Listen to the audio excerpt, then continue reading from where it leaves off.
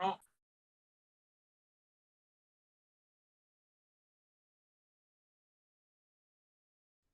अ- अगर आप वहां से उसको कुरान को हटा देंगे बुनियाद से, और इधर उधर से चीजें लाएंगे कि जिसके बारे में हम लोगों को खुद ही नहीं पता कि इसका कोई कुरानी असल या रेशा है या नहीं है, तो वो चीज़ें तो बहुत, और इसी वजह से वो जैसे कुछ चीज़ें भी आप लोग शेयर कर रहे थे कि इसी वजह से ये प्रॉब्लम अब काफ़ी ज़्यादा हो गई है, हदीसों पर उंगलियां उठाने वाली प्रॉब्लम।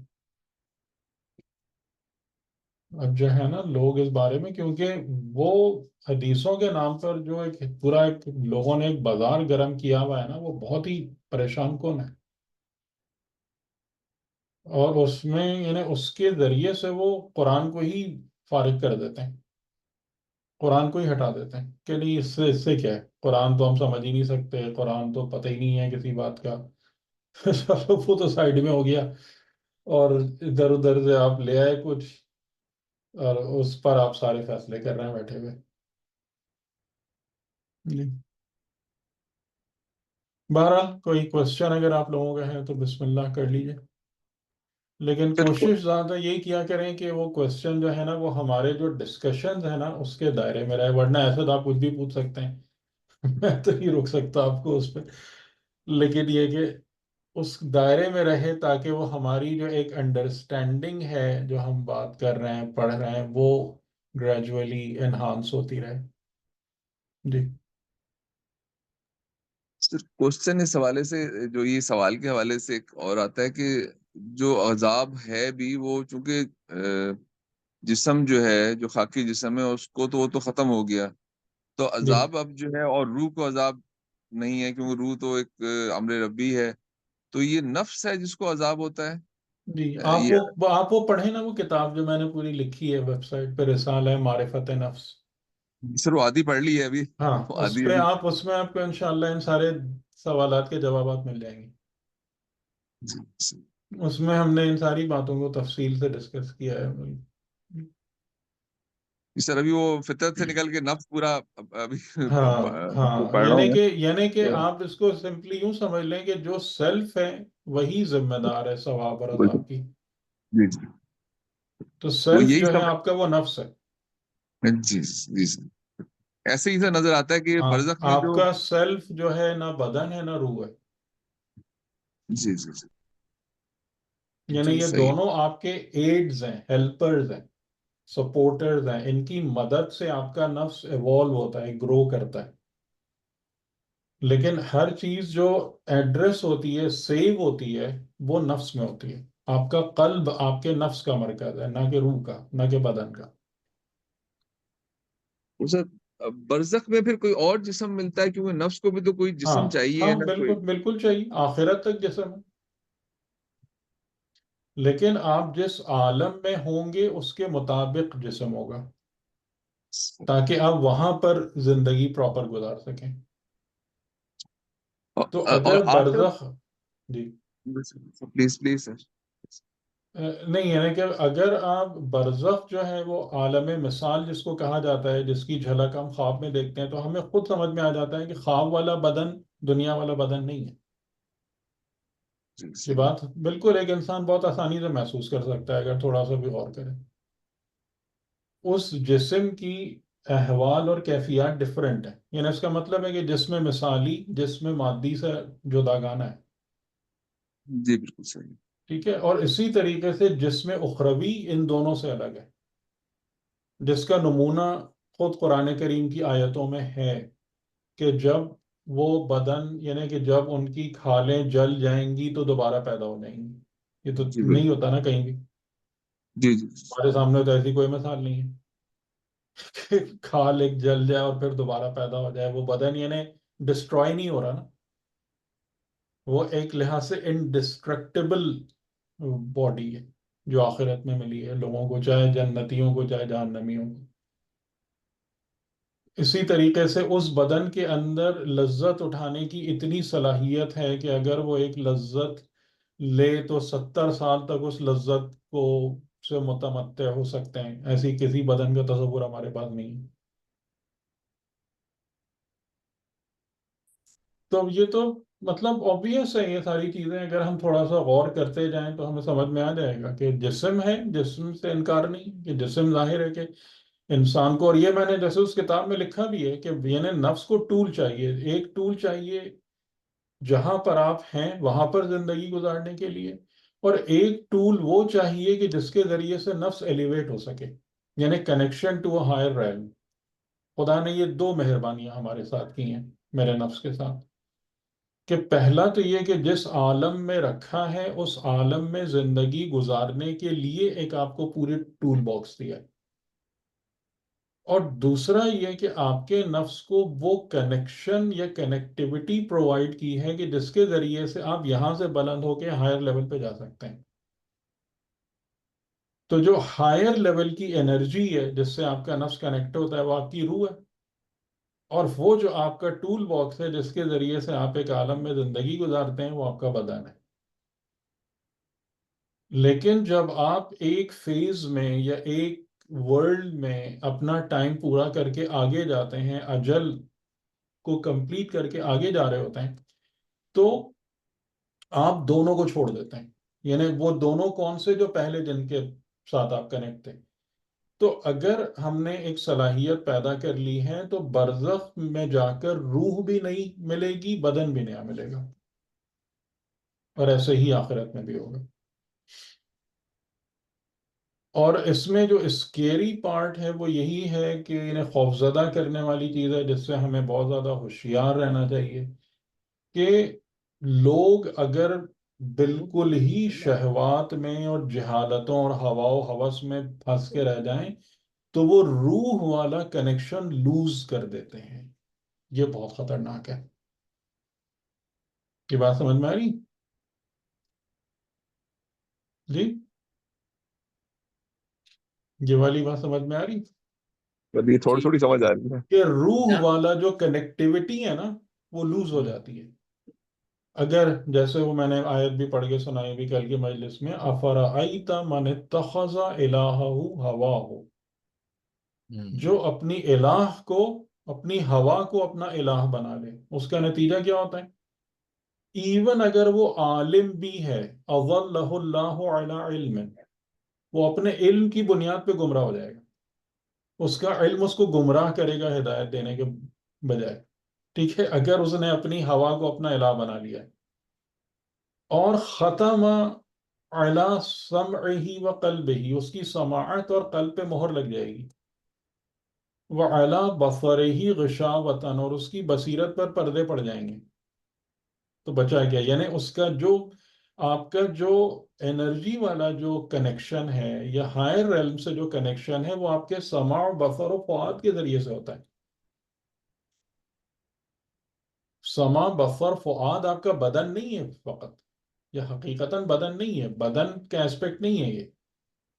تو اگر اسی پر ہی مہر لگ گئی، اسی پر ہی پردے پڑ گئے، تو یعنی روح والی کنیکٹیوٹی لاسٹ ہو گئی۔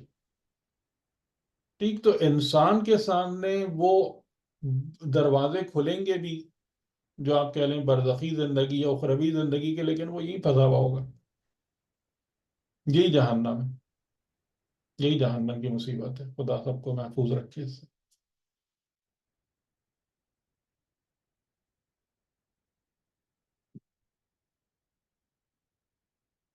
یعنی چیزیں بہت لاجیکل ہیں، سائنٹیفک ہیں، اگر آپ آج کی زبان میں سمجھنا چاہیں تو جو چیزیں ہیں وہ سائنٹیفک ہیں، ہم نے اس کو افسانہ اسٹوری کا بنا لیا زبردستی۔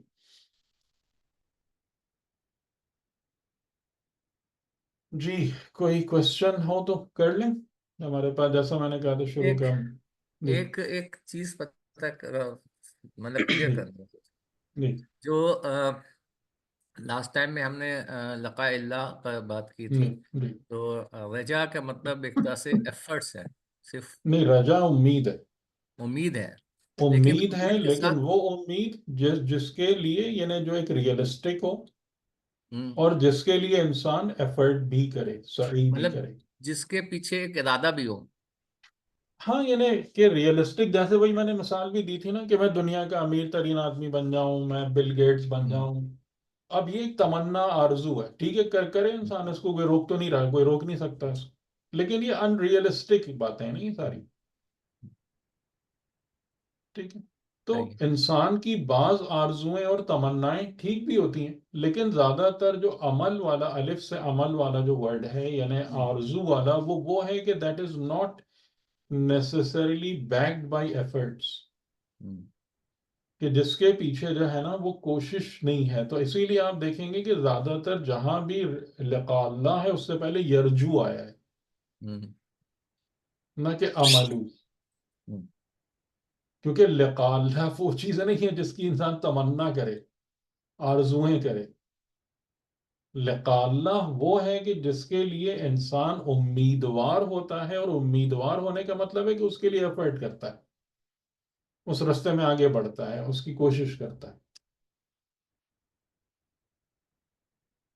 جی ٹھیک ہے. صحیح ہے. مطلب ایک طرح سے وہی والی بات ہے کہ ایک ہدف لے کے چلنا ہے نا، جی جی تاکہ اور بالکل اس پہ بالکل. محنت کرنی ہے. ہوں، ہاں تو وہ تو رجا امید ہے. پیدا ہوگی. ہاں پھر ہاں امید وہ پیدا ہوگی. رجا ہے کہ وہ آپ ہاں امید رکھیں، اور امید ریئلسٹک ہو اور بیک اور by efforts who. Back by effort. ٹھیک. اسی کا ہم ارادے کو بھی کہتے ہیں کہ ارادہ ایک ہدف کے ساتھ ہو، اور ایک اس کے ساتھ اس کو ہدف کو حاصل کرنے کے لیے ہاں ارادہ یعنی محنت آپ کی جائے. کوئی آبجیکٹو رکھیں. جی ہاں ایک آبجیکٹو رکھیں. آبجیکٹو صحیح رکھیں. صحیح جی صحیح. جی ٹھیک. صحیح ہے.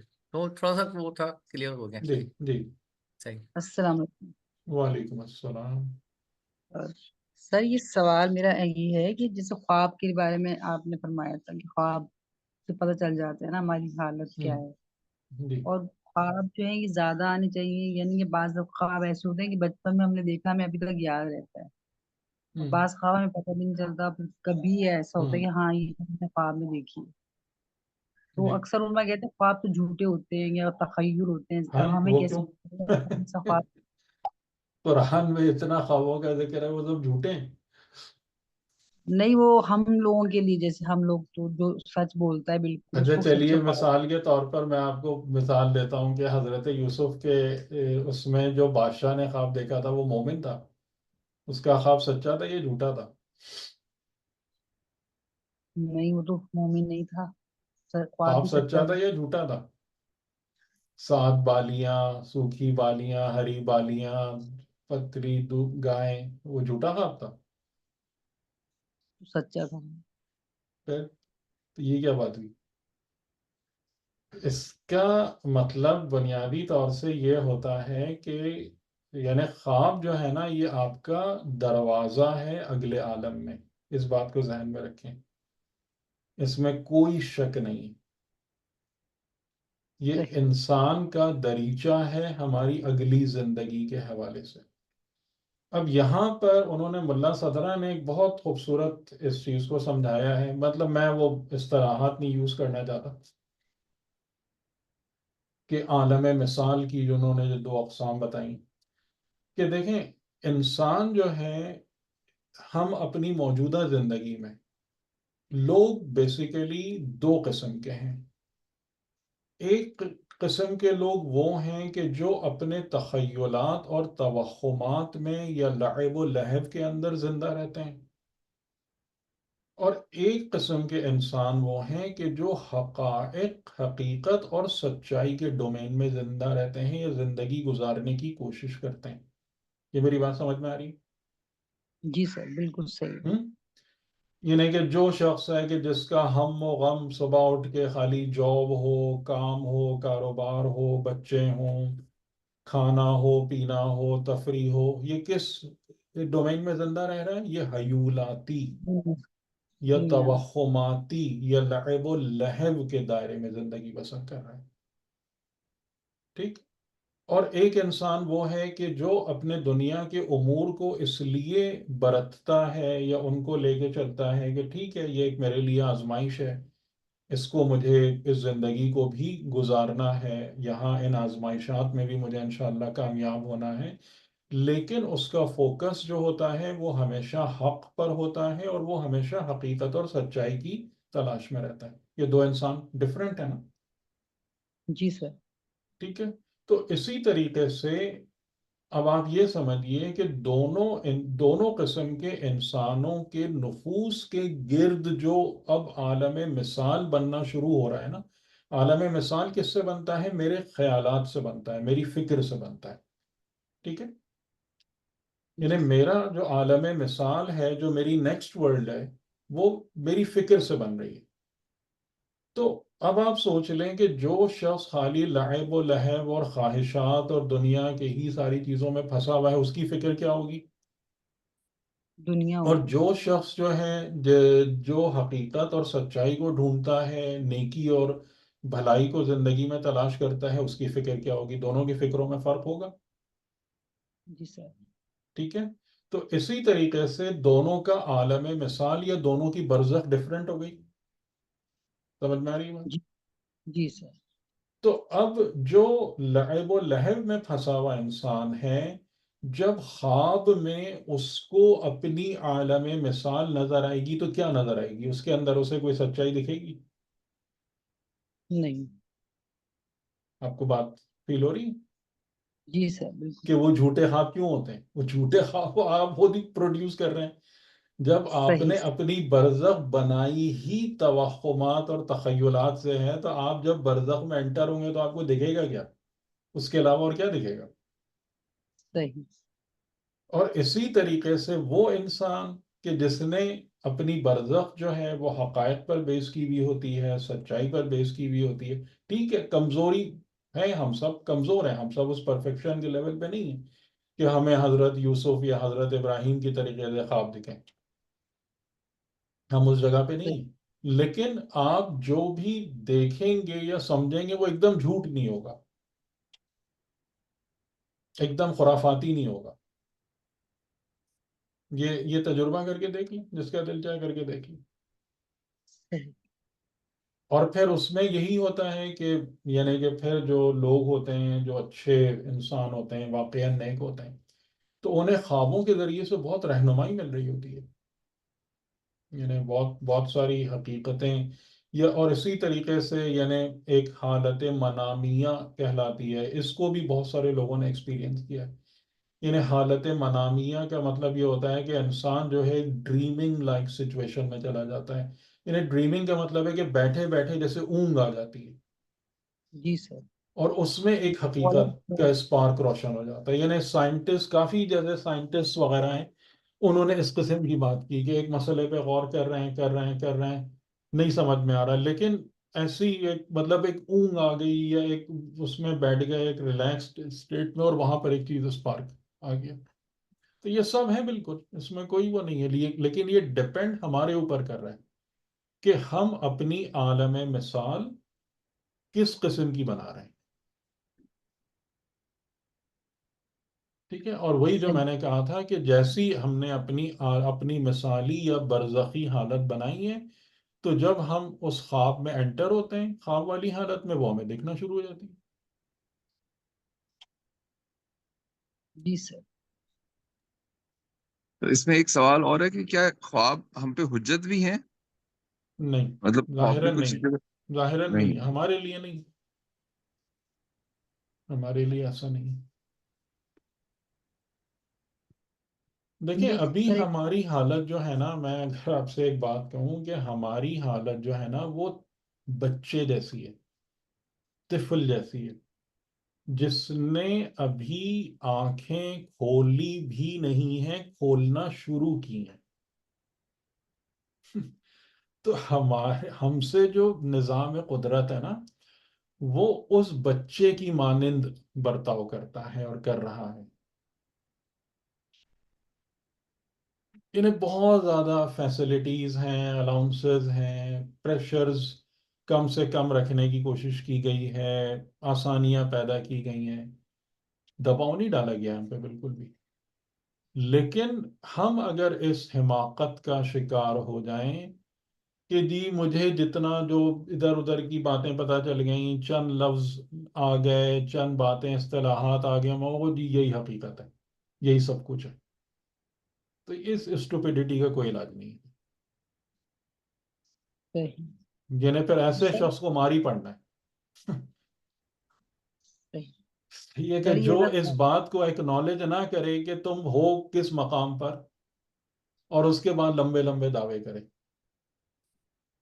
یعنی کچھ نہیں ہو کر بہت کچھ سمجھنا. ہاں، ہم کچھ بھی نہیں ہے. میں آپ کو یہی بتا رہا ہوں نا کہ ہم اس بچے کی مانند ہیں کہ جس کی ابھی آنکھیں بھی پورے طور سے نہیں کھلی ہیں. بالکل ایسا ہی ہے سر. صحیح ہے. سر یہ اس کے جی بعد عقل آنا، سمجھ آنا، چیزوں کا روشن ہونا، وہ تو بہت بات کی باتیں ہیں. بالکل ایسا ہی ہے سر. جی جی. سر میں یہ کہہ رہی تھی کہ اگر خواب کوئی دیکھا تو یہ ہے کہ رسول اللہ سے فرماتے ہیں نا کہ خواب کی تعبیر دیجیے، اور یہ بھی کہتے ہیں کسی اپنے دوست ایسے کو بتانا چاہیے خواب. تو اگر کسی کو بتایا ہم نے اس تو اس میں نے کہا نہیں یہ خواب جھوٹا ہے، تو نہیں، پھر یہ سب باتیں مجھے نہیں پتا، میں نے نہیں پڑھی اس قسم کی چیزیں. لیکن یہ کہ ایک بات یہ ہے کہ خود رسول اللہ جو تھے، وہ جب فجر کی نماز ہوتی تھی تو فجر کی نماز میں جب اصحاب جمع ہوتے تھے تو اپنے مخصوص اصحاب سے آپ ایک سوال کرتے تھے: حل میں مبشرات، تمہارے پاس خوشخبری میں سے کیا ہے، بشارت میں سے تمہارے پاس کیا ہے. اور یہ بشارت کا مطلب کیا ہے؟ تمہیں رات کو کیا ملا. خواب صحیح. جو آیت اللہ جوادی آملی نے اس چیز کو، اسی جملے کو اس طریقے سے بیان کیا ہے کہ جو انبیاء کے شاگرد ہیں وہ 24 گھنٹے کے شاگرد ہوتے ہیں. وہ مدرسے کے شاگرد کی طرح نہیں ہوتے کہ 4 گھنٹے آئے اور پھر چلے گئے باہر اور اپنے موج مستی کر رہے ہیں. یعنی انبیاء کے جو حقیقی شاگرد ہوتے ہیں وہ در حقیقت نیند میں بھی وصول کر رہے ہوتے ہیں. صحیح. جب بیدار ہوتے ہیں تو یہاں پر ان کے ذریعے سے، ان کی تعلیم و تدریس کے ذریعے سے تربیت لے رہے ہوتے ہیں. جب حالت نیند اور خواب میں چلے جاتے ہیں تو اس مثالی رستے سے، وہ غیبی رستے سے وہ تربیت اور حقیقت کو وصول کر رہے ہوتے ہیں. تو ہم کہاں ہیں اس جگہ پہ؟ جی سر ہم تو خیر کچھ بھی نہیں. یہ پورا واقعہ اصول کافی کے اندر موجود ہے.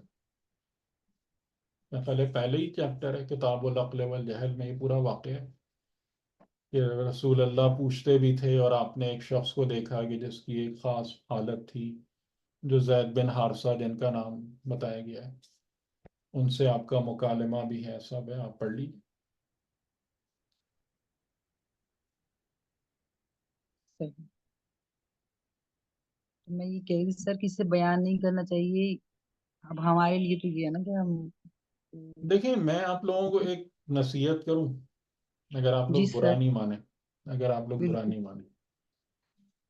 ہمارے ساتھ جو اس وقت بہت بڑا مسئلہ ہے نا، جس کی وجہ سے ہمارے میکسیمم لوگوں کا کام خراب ہے، وہ یہ ہے کہ ہم اپنے رب کو یا تو پہچانتے نہیں ہیں، یا ہم اس پر بھروسہ کرنے کو تیار نہیں ہیں. یعنی میں اپنی زندگی میں مولوی کے پاس جاؤں گا، اس کے پاس جاؤں گا، اس سے پوچھوں گا، میں اپنے رب پر ٹرسٹ کرنے کو تیار نہیں ہوں. یا یہ کہ رب کی اتنی عجیب و غریب ٹوسٹڈ پکچر ہم کو سکھا دی گئی ہے، بتا دی گئی ہے کہ رب کا کام تو بس حلال و حرام کے ڈنڈے لے کے بیٹھے رہنا ہے، اور اس کو بس یہ حرام ہو گیا اس کی پٹائی کرو، اس کو مارو، یہی ہمارے پاس رب کا تصور رہ گیا. رب سے زیادہ کون آپ سے پیار کرے گا، اور رب سے زیادہ کون آپ کی رہنمائی کرے گا؟ میری نصیحت یہ ہے کہ اپنے خدا پر اعتماد کرنا سیکھیں. وہ صحیح. آپ کے لیے ہر مشکل کو آسان کر دے گا، ہر رستے کو کھول دے گا.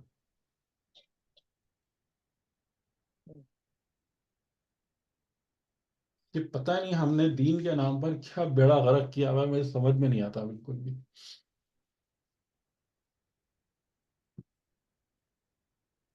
ہمیں اپنے صحیح سر. خدا پر ہی ٹرسٹ نہیں ہے. ہم سب سے زیادہ اسی سے ہی عجیب سی حالت میں، جس نے مجھے اس وقت رزق دیا کہ جب میرے ہاتھ پیر بھی نہیں ہل سکتے تھے. جس نے مجھے اس وقت اولیاء دیے ماں باپ کی شکل میں، ولی دیے، کہ جب میں اپنے کسی مسئلے کو خود حل نہیں کر سکتا تھا، اس رب پر میں ٹرسٹ کرنے کو تیار نہیں کہ وہ میری ہدایت کرے گا، وہ مجھے رستہ دکھائے گا، وہ میرے قلب کو نورانی کرے گا، وہ مجھے بلند کرے گا. یہ میں بھروسہ نہیں کر پا رہا ہوں. اتنی اتنی نعمتیں، اتنی اتنی برکتیں جو بغیر استحقاق، بن مانگے مسلسل زندگی میں ہماری آ رہی ہیں، لیکن خدا پہ ٹرسٹ ٹائم نہیں ہوتا.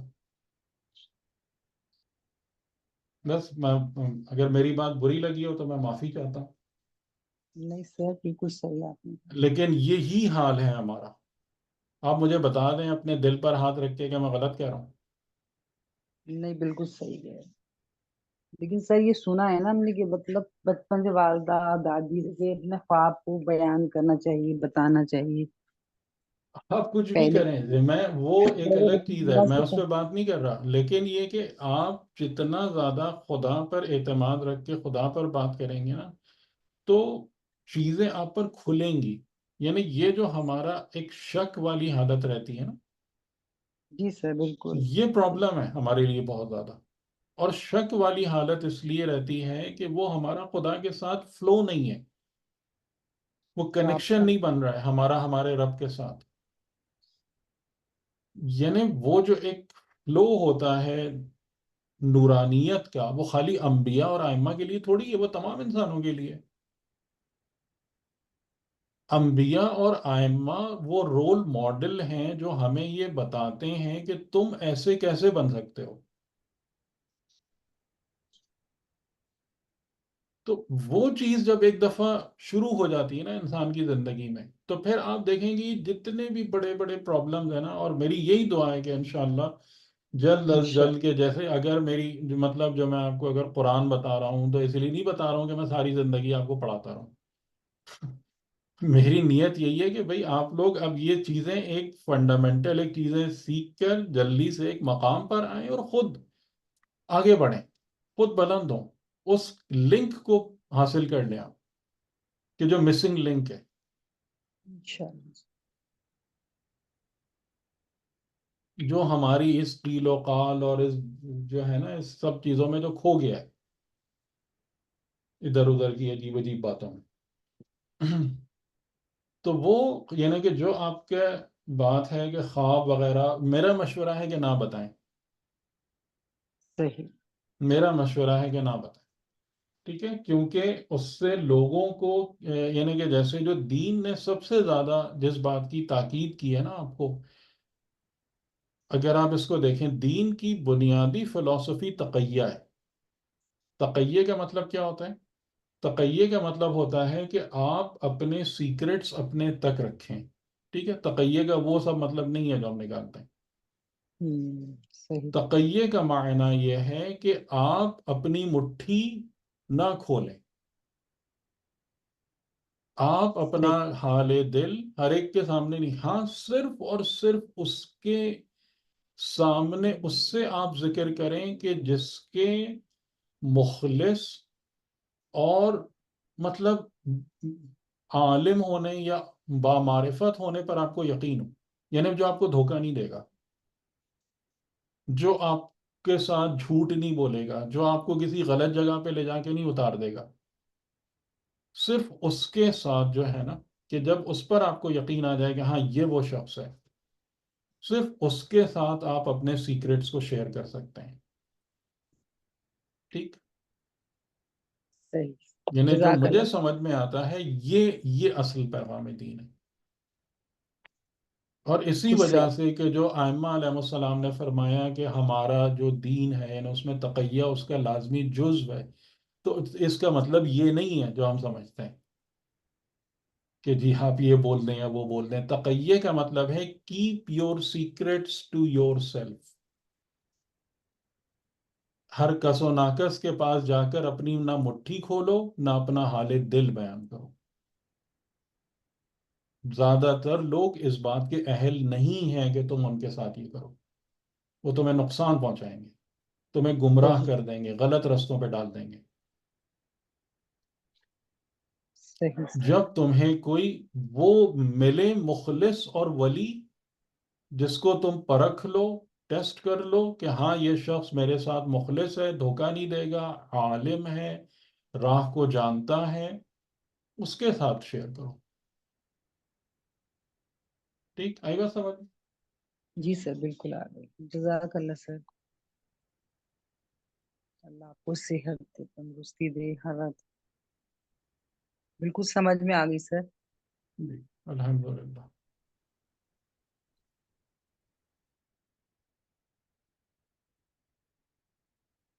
اچھا جناب علی، تو اب ہم آگے چلتے ہیں.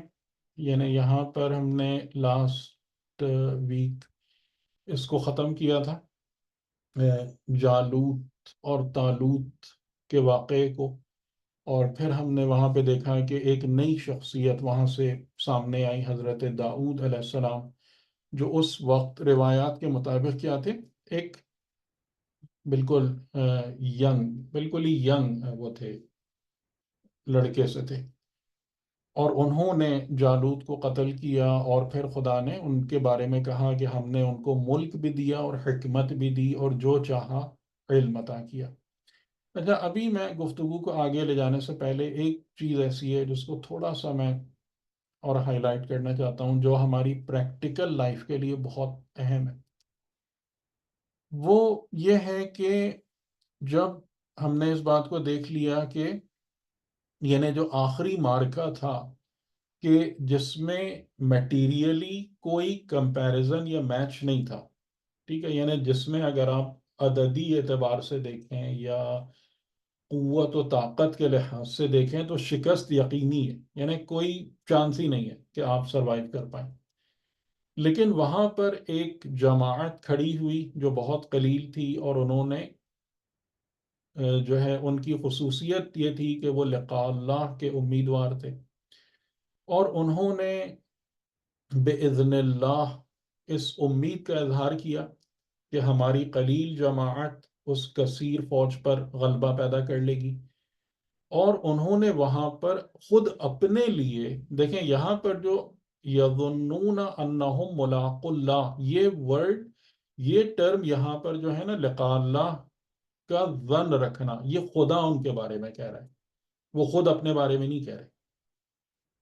صحیح ہے؟ قال الذین یظنون انہم ملاق اللہ، کہ یہ قول خدا ہے کہ وہ لوگ تھے کہ جو لقاء اللہ کے امیدوار تھے.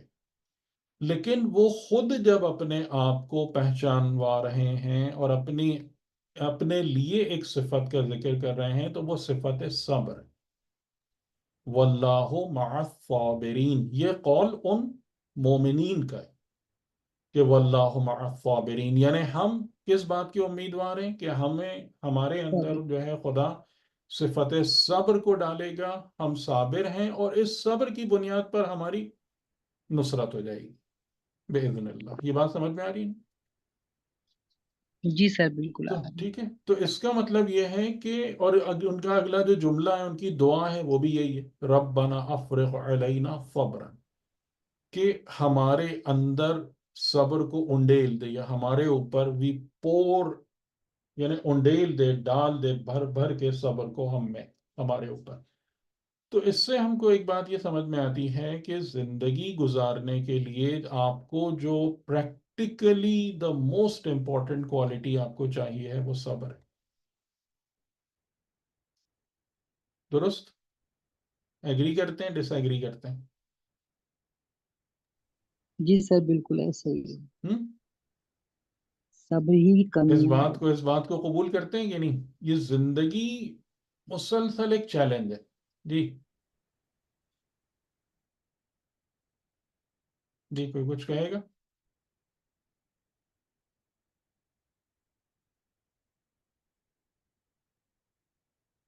جی شہزاد بھائی، ہم کچھ کہنا چاہیں گے؟ جی کچھ کہنا چاہیں گے اس پر؟ جو میں نے جی سر. کہا کہ سب اہم ترین عملی صفت جو ہمیں درکار ہے وہ صبر ہے. جی سر، ہم نے آپ کی ایک مجلس بھی تھی اس میں، جس میں جی جی نتیجہ نکالا تھا کہ ہم، کامیاب صرف وہی ہوتے ہیں جو جہاد کرتے ہیں اور صبر کرتے ہیں. جو صفت صبر ہے وہ یہ مین ہے اہم کامیابی ترین کے لیے، اہم ترین ہے پریکٹیکلی، اہم ٹھیک ہے ترین ہے، اس. کامیابی بھی کہتی ہے ہاں یعنی اس زندگی میں. ہاں زندگی کے لیے. ایک چیز ہم، مجھے اس میں صبر کے اوپر پتہ وہی کرنا ہے جو میں نے پہلے پوچھا تھا، کہ صبر کے ساتھ بھی پیچھے ایک ارادہ ہونا چاہیے، ایک ایفرٹس ہونے چاہیے. نہیں صبر کی تعریف ہم نے بتائی تھی نا آپ کو، جی یاد ہے وہ؟ میں چاہ جی رہا وہی ہاں، میں صبر چاہ کی رہا تھا کہ تعریف بھی اس تھی. کو. ہاں وہ کیا تھی صبر کی تعریف؟ صبر کی تین طرح سے کی تھی، کہ جو کہ مشکل میں ثابت قدم رہے، نیکی کے میں نیکی کے اوپر ثابت، مطلب اس طرح کا کہ ایک مصیبت میں ہے، ایک نیکی کے لیے ہے. نہیں وہ اس تو طرح اس سے کے وہ ہیں، تین کہاں پہلو کہاں ہیں. پر صبر ہے، وہ تو موارد صبر ہے. ہاں موارد ہے صبر. صبر کی تعریف کیا ہے؟ صبر کے ساتھ تعریف یہ ہے کہ کسی بھی ہدف کو حاصل کرنے کے لیے جو جہد و جہد مشکلات ہیں اس پر صبر کریں. اس صبر کی تعریف، ہاں یہ بات آپ ٹھیک کہہ رہے ہیں، لیکن اس میں ایک چیز کو اور وہ کر لیں کہ صبر کے، جیسے ہم نے آپ کو شکر کے ارکان بتائے تھے، جی ایسے ہی صبر کے بھی ارکان ہیں. ٹھیک ہے، صبر کا پہلا رکن یہ ہے، یعنی صبر شروع ہوتا ہے جب انسان اعلیٰ ہدف رکھتا ہو.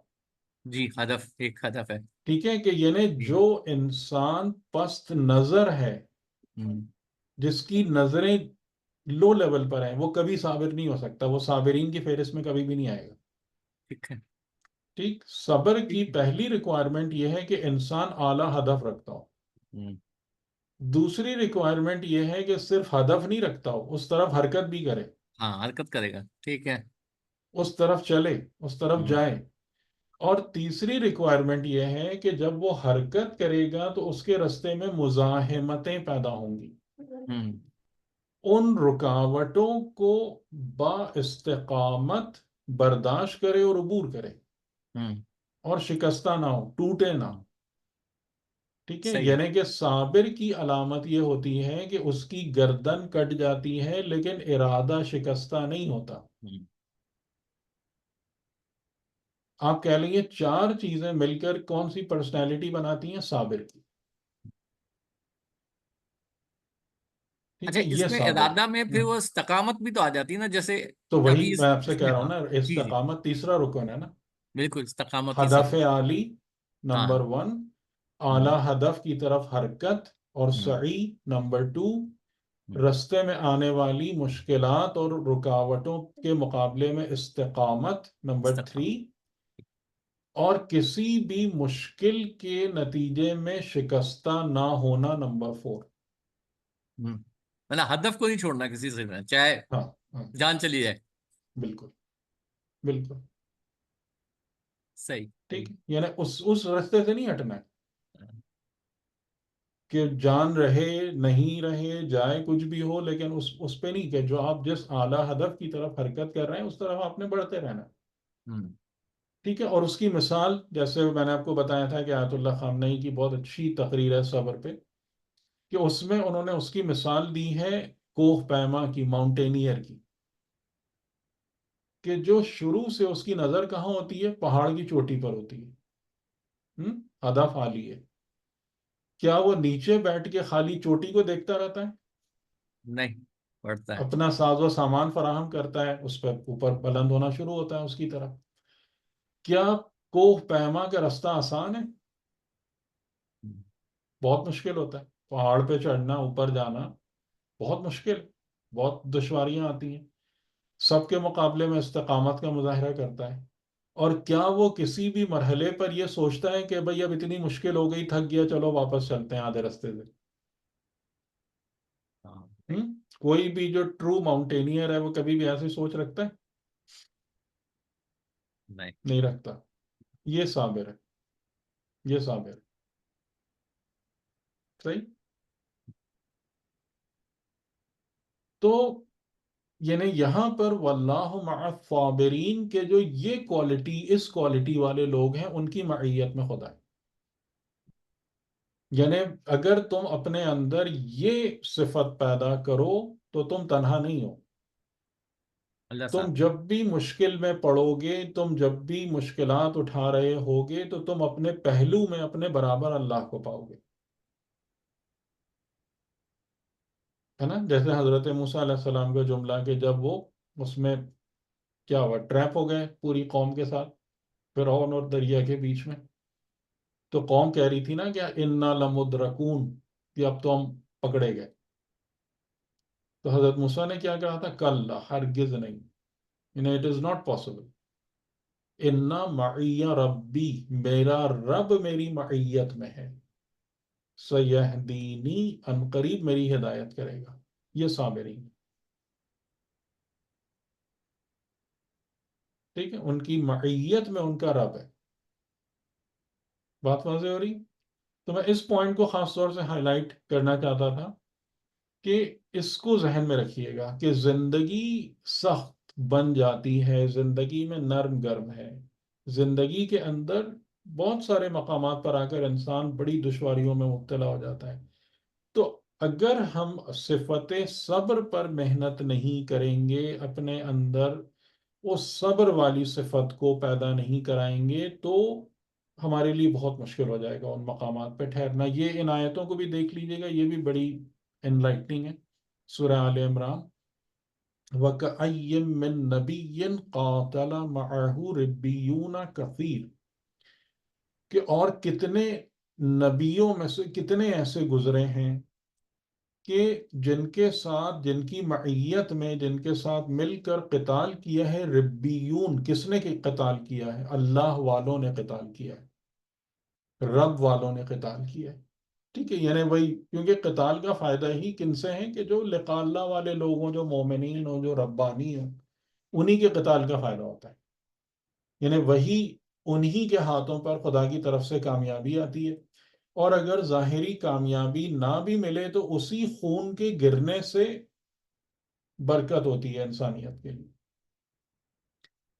تو ربیون جو ہیں، کثرت سے انہوں نے انبیاء کے ساتھ مل کر ان کی معیت میں قتال کیا. فما وہنوا لما اصابہم فی سبیل اللہ، اللہ کی سبیل میں، اللہ کے رستے میں. اب آپ دیکھیں یہاں فی سبیل اللہ سے آپ کو یاد آ رہا ہے کچھ؟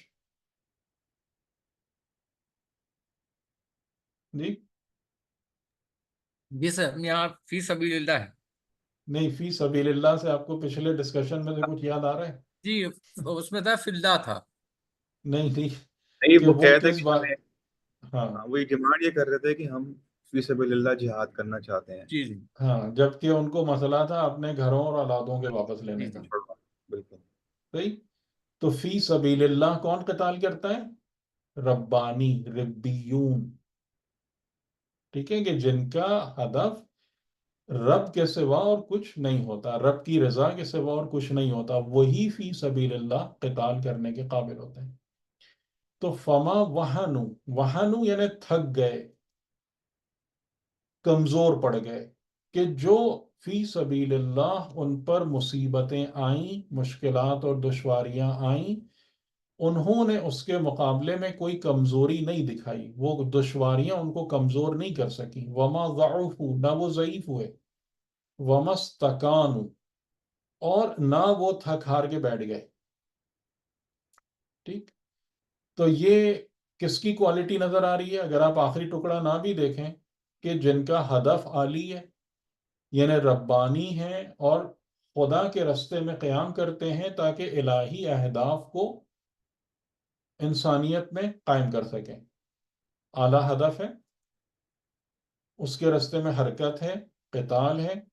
ٹھیک. اس مصیبت کے افوابہم، وہ مصیبتیں جو آ رہی ہیں رستے میں، کیونکہ قتال جب کرو گے تو یہ قتال آسان نہیں ہے، مصیبتیں آئیں گی. افوابہم، اس کے مقابلے میں کیا ہے؟ استقامت ہے، ٹوٹنا نہیں ہے، شکستہ نہیں ہونا. تو یہ ساری کی ساری کوالٹیز کس طرف لے جا رہی ہیں؟ کون سی صفت ہے یہ؟ صفتیں بتائیں. صبر. صبر. صبر. تو اگر آپ کو صبر کی ڈیفینیشن سمجھنا ہے تو اس آیت سے سمجھ لیجیے گا، اس آیت کو یاد کر لیجیے کہ صبر کی ڈیفینیشن ہے کیا. ٹھیک ہے، بات واضح ہوگی؟ جی بتائیں، آج سب لوگ میں خالق غائب ہیں. جی سر، سمجھ آ گیا. کلیئر ہو گئی یہ باتیں؟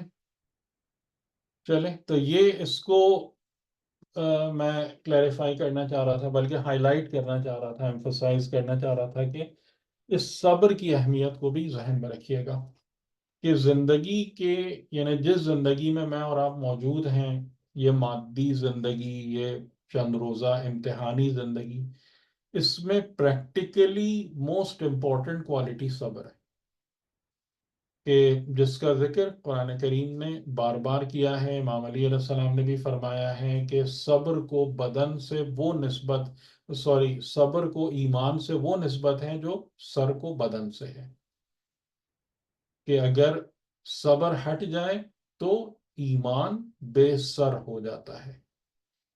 تو اس کو ذہن میں رکھیں. اور جو ہمارے سب سے بڑی پرابلم ہے کہ ہم جو بھی لفظ استعمال کرتے ہیں اس کی ڈیفینیشن پراپر نہیں جانتے، اس کو نہیں سمجھتے. تو وہ میں نے آپ کو اس کے لیے وہ آیت بھی دکھا دی کہ، اور وہ ہم نے گفتگو بھی کر لی الحمدللہ، کہ تاکہ صبر کا معنی جو ہے نا وہ آپ کو کلیئر رہے.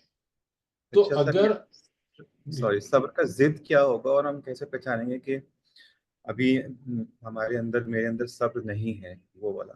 ہاں، صبر کی جو ضد ہے اس کو قرآن نے کہا ہے، جیسے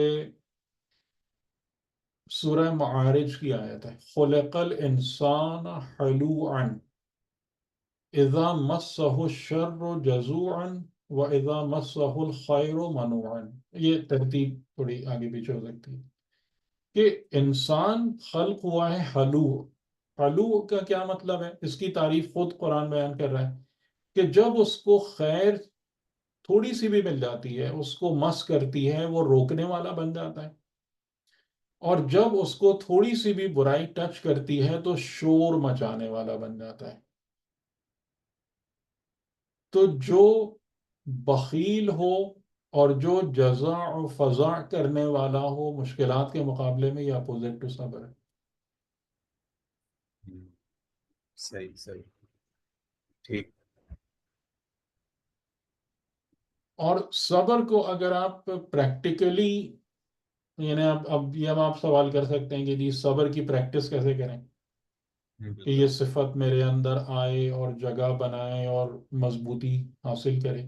تو وہ وہی چیز ہے جو ابھی ہم بات کر رہے تھے کہ جو موارد صبر ہے نا، کہ جو حدیث میں آیا کہ صبر جو ہے وہ عند المصیبہ اور علی الطاعہ وعن المعصیہ، یعنی جب مصیبتوں میں گھر جاؤ تو اپنے آپ کو، اپنے بیلنس کو برقرار رکھو، یہ پریکٹس. اطاعت کرنے پر صبر ہے، یعنی اطاعت کرنے میں، اطاعت خدا کرنے میں جتنی بھی سستی اور کاہلی تم پر طاری ہو، کمزوری نہ دکھاؤ، وہاں مضبوطی کا مظاہرہ کرو. الصبر علی الطاعہ، اور برائی اور معصیت کے کو اپنے آپ سے ریپیل کرنے میں اور خود کو اس سے دور رکھنے کے مقابلے میں استقامت کا مظاہرہ کرو. یہ 3 پریکٹسز ہیں آپ کی کہ جن کے ذریعے سے آپ صفت صبر کو حاصل کر کے اپنے اندر گرو کرا سکتے ہیں. ٹھیک، بہت اچھا. ٹھیک ہے، شکریہ سر. جی جی. اچھا، اب ہم آگے بڑھتے ہیں. وہ اس میں یعنی حضرت داؤد کی اب بات انشاءاللہ. حضرت داؤد کا جو ذکر ہے وہ، یعنی ویسے تو تھوڑا تھوڑا آپ کا نام کافی جگہوں پر آیا ہے. سورہ فواد میں ہے، اور پھر بنیادی طور پر حضرت سلیمان کے ساتھ سورہ نمل میں بھی ہے. اس سے پہلے میں آپ کو ایک چیز یہ دکھانا چاہ رہا تھا کہ یہ جو آیت ہے، یہ سورہ فواد کی آیت ہے نمبر 45 اور 46، کہ جس میں اللہ تعالیٰ نے اپنے مخصوص بندوں، اچھا میں ایک سوال آپ سے پوچھ سکتا ہوں کہ ابراہیم، اسحاق اور یعقوب، ان کی ایک اسپیشل کیریکٹرسٹک ہے، وہ کیا ہے ان 3 ناموں کے حوالے سے؟ ان 3 ناموں کے حوالے سے پہلے ہم ایک آیت میں کوئی خصوصی چیز پڑھ چکے ہیں، وہ یاد ہے آپ میں سے کسی کو؟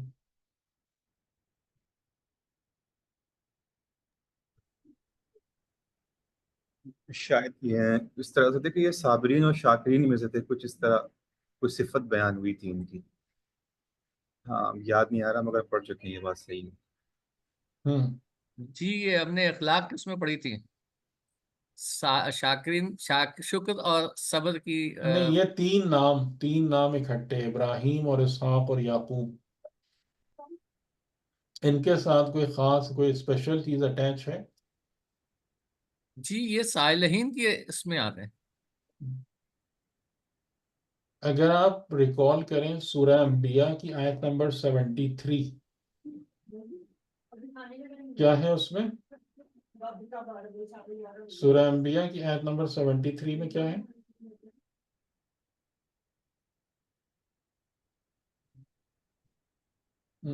ایک منٹ.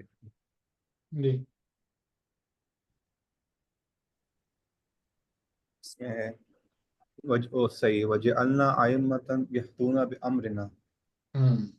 یہ جو نام ہے نا یہ تین نام باقاعدہ نام کے ساتھ، ابراہیم اور اسحاق اور یعقوب، یہ کون ہیں جن کو خدا نے کہا وَجَعَلْنَاهُمْ أَئِمَّةً يَهْدُونَ بِأَمْرِنَا، ٹھیک ہے صحیح.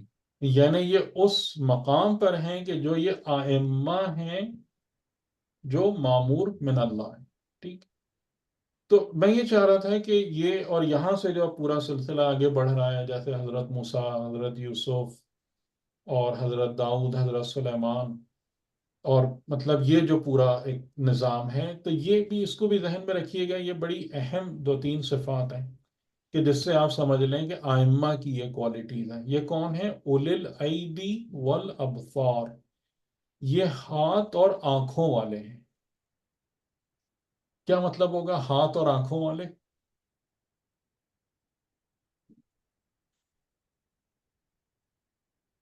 جی وہ سمجھ میں سر آ رہا ہاتھ ہے؟ ایدی. جی مطلب محنت، نہیں، اس کا مطلب ہے طاقت والے اور بصیرت والے. طاقت اور بصیرت والے. قوت ہاتھ اور والے، بصیرت. ہاتھ جو ہے وہ ضروری نہیں ہے طاقت کو ریپرزینٹ کرے. ہاتھ کا مطلب ہوتا ہے کہ انسان باعمل ہے. ٹھیک ہے، یعنی صحیح. انسان جو ہے وہ فقط وہ نہیں ہے کہ جو بالکل جیسے باتیں بنائے یا بس خالی گفتگو کرے یا تقریر کرے یا وہ چیز کرے، بلکہ یعنی یہ ہاتھ والے لوگ ہیں، یعنی ان کے ہاتھ کچھ بنا رہے ہوتے ہیں مسلسل. ان کے ہاتھوں سے، کیونکہ آپ ہاتھوں سے کیا کرتے ہیں؟ آپ اپنے ہاتھوں سے تخلیق کرتے ہیں، کوئی چیز کریٹ کرتے ہیں، کوئی صنعت کرتے ہیں. انسان کے جو ہاتھ ہیں وہ صنعت و حرفت و تخلیق کے ساتھ کنیکٹڈ ہے. تو یعنی یہ پریکٹیکل لوگ ہیں، یہ کچھ بنا رہے ہوتے ہیں، یہ کچھ بلڈ کر رہے ہوتے ہیں، ڈیولپ کر رہے ہوتے ہیں. لیکن جب بلڈ کر رہے ہوتے ہیں تو کیسے؟ بصیرت کے ساتھ، بلائنڈنس میں نہیں، اس نابینائی کو کے سر سے نہیں. اس کو جی جی ایسے کہہ سکتے ہیں نا، ہم یوز کرتے ہیں people of insight and action. وہ ہاں انسائٹ بھی ہے اور ایکشن جی بھی ہے. ہاں، یعنی کہ باعمل ہے. جی یہ ان کے ہاتھ رکے ہوئے نہیں ہیں، ان کے ہاتھ سرد نہیں ہیں، یہ ہاتھوں والے اور بصارت والے لوگ ہیں. ٹھیک، یہ ایک خاص بات ہے. تو اس سے ہم کو کیا سمجھ میں آ رہا ہے کہ ہمیں زندگی میں ہمیشہ کیسے رہنا ہے؟ باعمل رہنا ہے، یعنی ہمارے ہاتھ ہمیشہ کچھ نہ کچھ اچھائی کریٹ کرتے رہیں، اور وہ جو آپ جو بھی کریشن کریں وہ بصیرت کے ساتھ ہو، سمجھ کے ساتھ ہو، انسائٹ کے ساتھ ہو، وزڈم کے ساتھ ہو. ٹھیک، یہ ان کی یعنی ان ائمہ کی یہ خصوصیت ہے، یہ کیریکٹر ہے ان کا. اور جب وہ دنیا میں اپنے ہاتھوں سے عمل کر رہے ہوتے ہیں تو عین اسی وقت وہ انا اخلفناہم بخالفۃ ذکر الدار. دار کیا ہے؟ دار کا مطلب یعنی گھر. انسان کا گھر کیا ہے؟ قرآن نے کس کو دار کہا ہے؟ گھر کس کو کہا ہے؟ آخرت کو، آخرت آخرت کو. کو کہا ہے. یعنی وہ جب دنیا میں عمل کرتے ہیں تو بابصیرت عمل کرتے ہیں، لیکن دنیا میں مشغول رہنے کے باوجود وہ خالص ہیں آخرت کی یاد کے لیے. یعنی ان کا دل دنیا کی کسی چیز سے کمپلیٹلی ڈیٹیچ ہے. اس جملے کو سمجھ رہے ہیں؟ اخلفناہم، ہم نے ان کو پورے طور سے خالص کر لیا، بخالفتن، ایک خالص چیز کے لیے ہم نے ان کو خالص کر لیا، یعنی اس خلوص کے ساتھ ہم نے ان کو خالص کر لیا. تو یعنی یہاں پر اس جملے کو تھوڑا سا میں آسان بنا دوں کہ پہلا خلوص ان کی طرف سے آ رہا ہے کہ انہوں نے اپنے آپ کو خالص کیا، اور خدا نے اس خلوص کو پرفیکٹ کر دیا، کمپلیٹ کر دیا، مکمل کر دیا، تام کر دیا. تو اس چیز کو یاد رکھیے گا کہ یہ جو خدا کے منتخب بندے ہیں یہ ان کی زندگی کا نقشہ ہے. ٹھیک ہے نا؟ تو میں اس کو ایڈ کرنا چاہ رہا تھا کہ تاکہ ہم کو ذرا جو لقاء اللہ والے لوگ ہیں نا ان کی زندگی بھی تو تھوڑی سی سمجھ میں آئے، ان کی زندگی کی ویلیوز بھی تو ہمیں سمجھ میں آئے کہ وہ یعنی ویسے تو چلیں بڑی خوشی ہو گئی کہ جی لقاء اللہ، لیکن لقاء اللہ والی زندگی کیسی ہوتی ہے یہ بھی تو پتہ چلے نا. ٹھیک ہے، کلیئر ہو گئی باتیں؟ اس کی پہلی خصوصیت صابر ہیں، وہ لوگ بے عمل نہیں ہوتے، مسلسل ان کے ہاتھ عمل کر رہے ہوتے ہیں، کچھ کریٹ کر رہے ہوتے ہیں، ود انسائٹ، ود بصیرت، اور دنیا کی زندگی میں محنت کرنے کے باوجود وہ خالص ہوتے ہیں ذکرت دار کے لیے، یعنی وہ اپنے گھر کو نہیں بھولتے، انہیں پتہ ہے یہ میرا گھر نہیں ہے، وہ اپنے گھر کی یاد سے کبھی غافل نہیں ہوتے. جی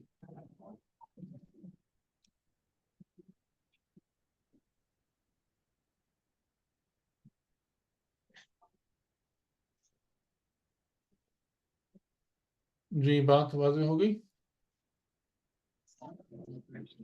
انشاءاللہ.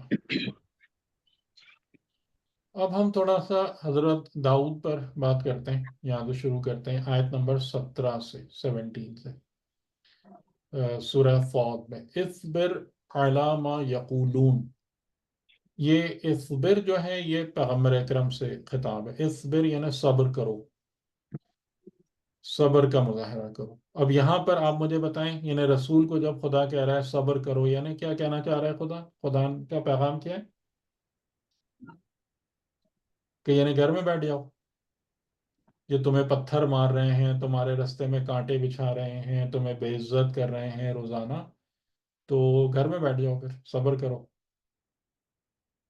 نہیں، بالکل نہیں. وہ اعلیٰ ہدف کے لیے مسلسل کوشش اور کوشش کوشش جاری رکھو، بااستقامت رہو، اور اپنے رب پر اعتماد کرو اور شکستہ نہ ہو، یعنی کوئی بھی تکلیف تمہیں توڑ نہ سکے. ٹھیک سمجھ میں آ رہا ہے نا صبر کا معنی؟ اب یہ کلیئر ہو رہا ہے. اصبر علی ما یقولون، جو یہ کہتے ہیں. اب یقولون کا مطلب خالی زبان نہیں ہے یہاں پر.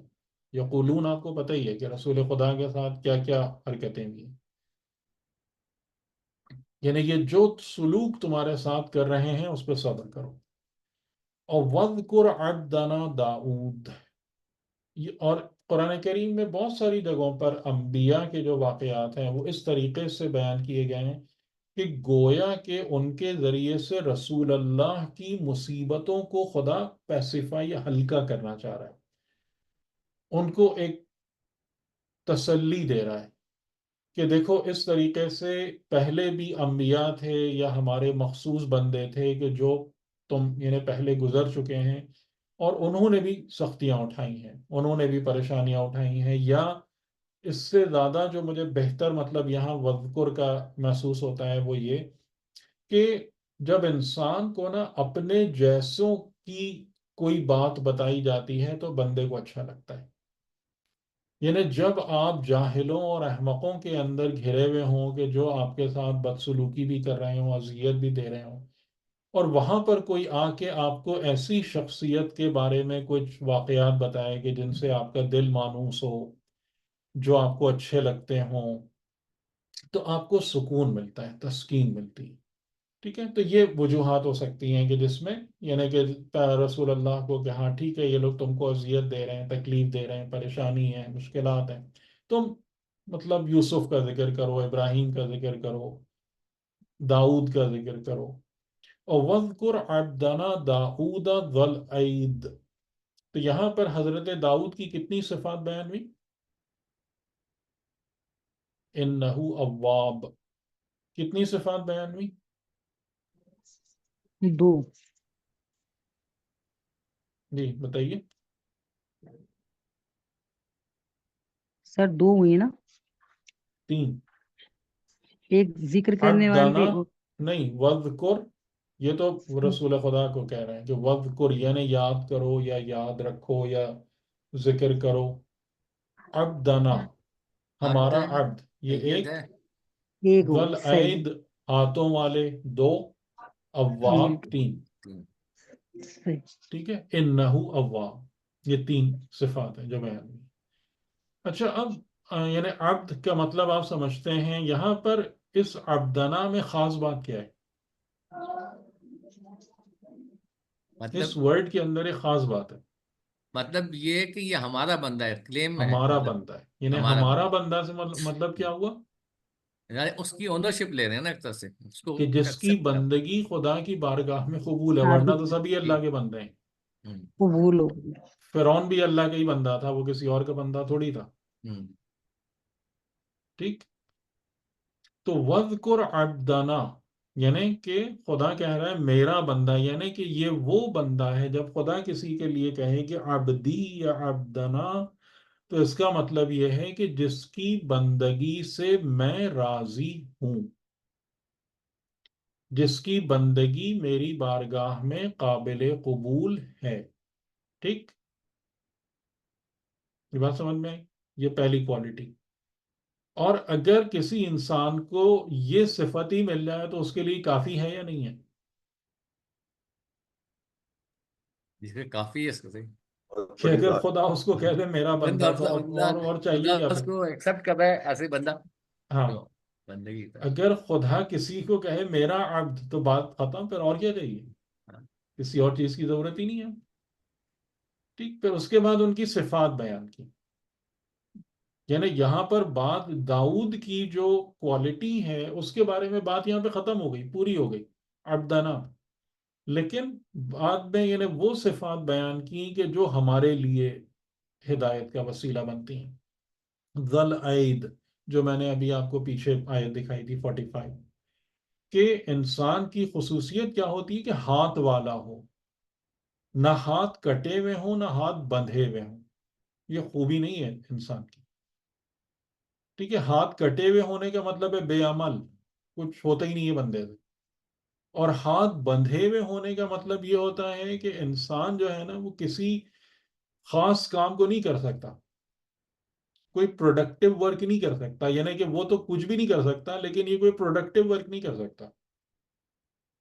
ٹھیک، تو ذل عید ہاتھوں والے. اور اسی چیز کو جیسے سورہ مریم میں ہے حضرت عیسیٰ علیہ السلام کے لیے جملہ، جو ایک بڑی بہت اہم بات ہے، وَجَعَلَنِي مُبَارَكًا أَيْنَمَا كُنْتُ، کہ میری کیا خصوصیت ہے. یہ حضرت عیسیٰ علیہ السلام کے جملے ہیں کہ جعلنی مبارکن، میرے رب نے مجھے مبارک بنایا ہے میں جہاں بھی رہوں. تو یہ بات آپ کو سمجھ میں آ رہی ہے نا کہ ایک مرد خدا ربانی ذل عید ہوتا ہے، یعنی اس کے ہاتھ ہر جگہ پر برکت اور خوبی اور اچھائی کریٹ کر رہے ہوتے ہیں کہ جہاں بھی وہ رہے، جس جگہ بھی. وہ ذل عید ہے، ہاتھ والا ہے. ٹھیک ہے، اور ہاتھ والے کا مطلب جیسے وہی میں نے آپ کو بار بار بتایا کہ خلقت ہے، صنعت ہے. پھر ہاتھ کا مطلب یہ بھی ہوتا ہے کہ آپ ایک مضبوطی سے ایک چیز کو نصب کر سکتے ہیں، نافذ کر سکتے ہیں، کہ جیسے جو آپ لوگوں نے پہلے بات کی تھی کہ قوت ہے، استقامت ہے، استطاعت ہے. ذل عید انہو اواب، اواب کا میننگ کیا ہوگا؟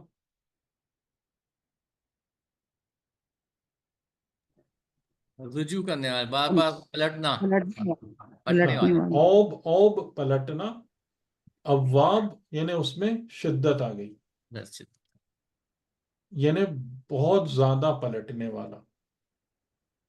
اور یہ بات ہم کو پتہ ہی ہے کہ اب سوال یہاں پر ہے کس کی طرف پلٹنے والا. اللہ کی طرف. اللہ کی کیسے پتا؟ خدا تو نہیں کہہ رہا کہ ہماری طرف پلٹ رہے.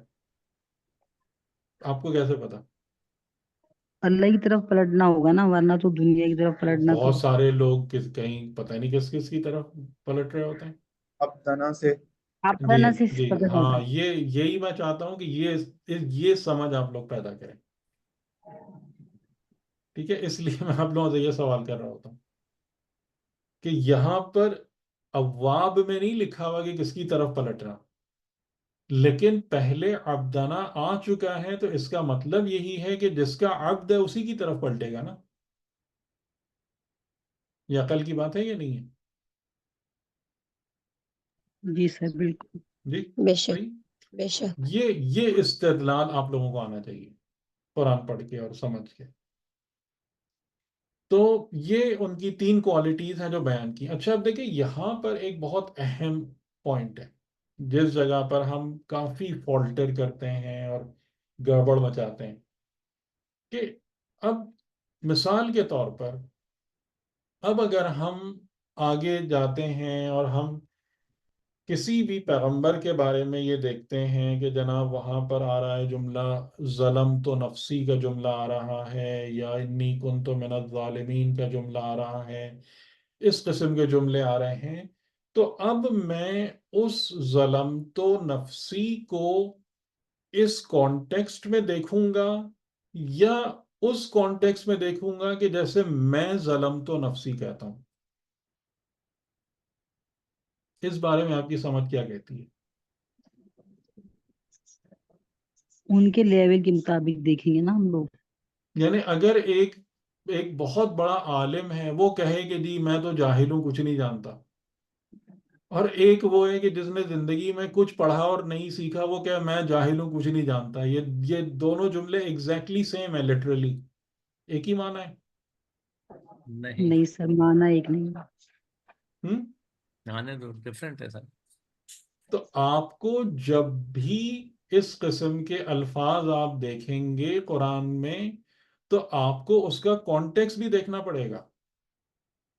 درست ہے یا نہیں؟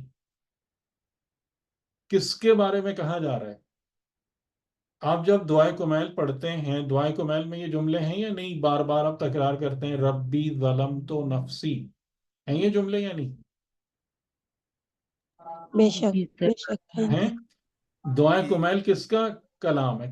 کس کی دعا ہے؟ یہ کون بول رہا ہے ربی ظلمت نفسی؟ امیر حضرت المومنین علی. امام علی بول رہے ہیں. تو اب امام آپ علی. ربی ظلمت نفسی امام علی کے لیے وہی سمجھیں گے جو اپنے لیے سمجھتے ہیں؟ بالکل نہیں. ہم؟ نہیں سر. ٹھیک.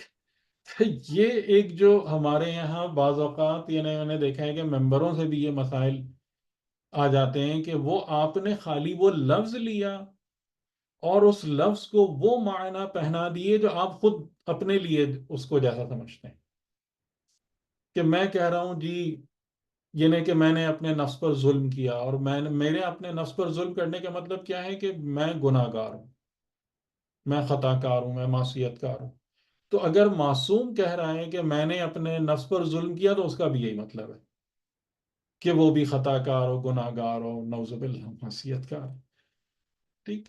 تو اب یہاں پر آپ دیکھیں کہ حضرت داؤد علیہ السلام کا ذکر کرنے سے پہلے خدا نے جو کیپشن دیا ہے آپ کو، وہ اس ہیڈنگ کے اندر نیچے آنے والی تمام باتوں کا تعین کرے گا. ٹھیک ہے نا؟ یہ بات یہ عقل کی بات ہے یا نہیں ہے؟ بالکل صحیح. یعنی آپ کو پہلے پورا سرنامہ ملا ہے. اوپر جو ہے نا، جیسے آپ یعنی آپ حضرت داؤد کا چیپٹر پڑھنے جا رہے ہیں، تو اوپر کی ہیڈنگ یہ ہے کہ جس بندے کا، جس شخصیت کا ذکر ہو رہا ہے، وہ ہمارا عبد ہے، وہ ذوالعید ہے، اور وہ اواب ہے. یہ پرسنالٹی، یعنی بنام داؤد جس شخصیت کے بارے میں ہم تم کو بتانے جا رہے ہیں، وہ یہ پرسنالٹی. ٹھیک. تو اب آپ کو جو چیز بھی آپ پڑھیں گے نیچے جتنے بھی لفظ آئیں گے تو خالی وہ لفظ آپ کو اپنی مرضی کے مطابق یا اپنے فہم کے مطابق اس کا معنی نہیں کر کے بیٹھ جانا ہے. آپ اس ہیڈنگ کے اندر دیکھیں گے اس کو تو آپ کو صحیح بات سمجھ میں آئے گی. ٹھیک. یعنی جیسے میں نے آپ لوگوں کو ایک مثال دی تھی حضرت آدم کی کہ سورہ طٰہٰ میں کہ فَعَصَىٰ آدَمُ رَبَّهُ فَغَوَىٰ، جس پر بحث بھی ہے نا، آدم نے معصیت کی. یاد ہے بہت جی بحث سر. ہے. آدم نے معصیت کی. تو اب وہ اس کو آدم نے معصیت کی تو میں نے آپ کو یہی بتایا تھا کہ اگلا جملہ بھی تو پڑھو. فَاجْتَبَاهُ رَبُّهُ ثُمَّ هَدَىٰ، معصیت کار کو خدا مجتبی کرتا ہے.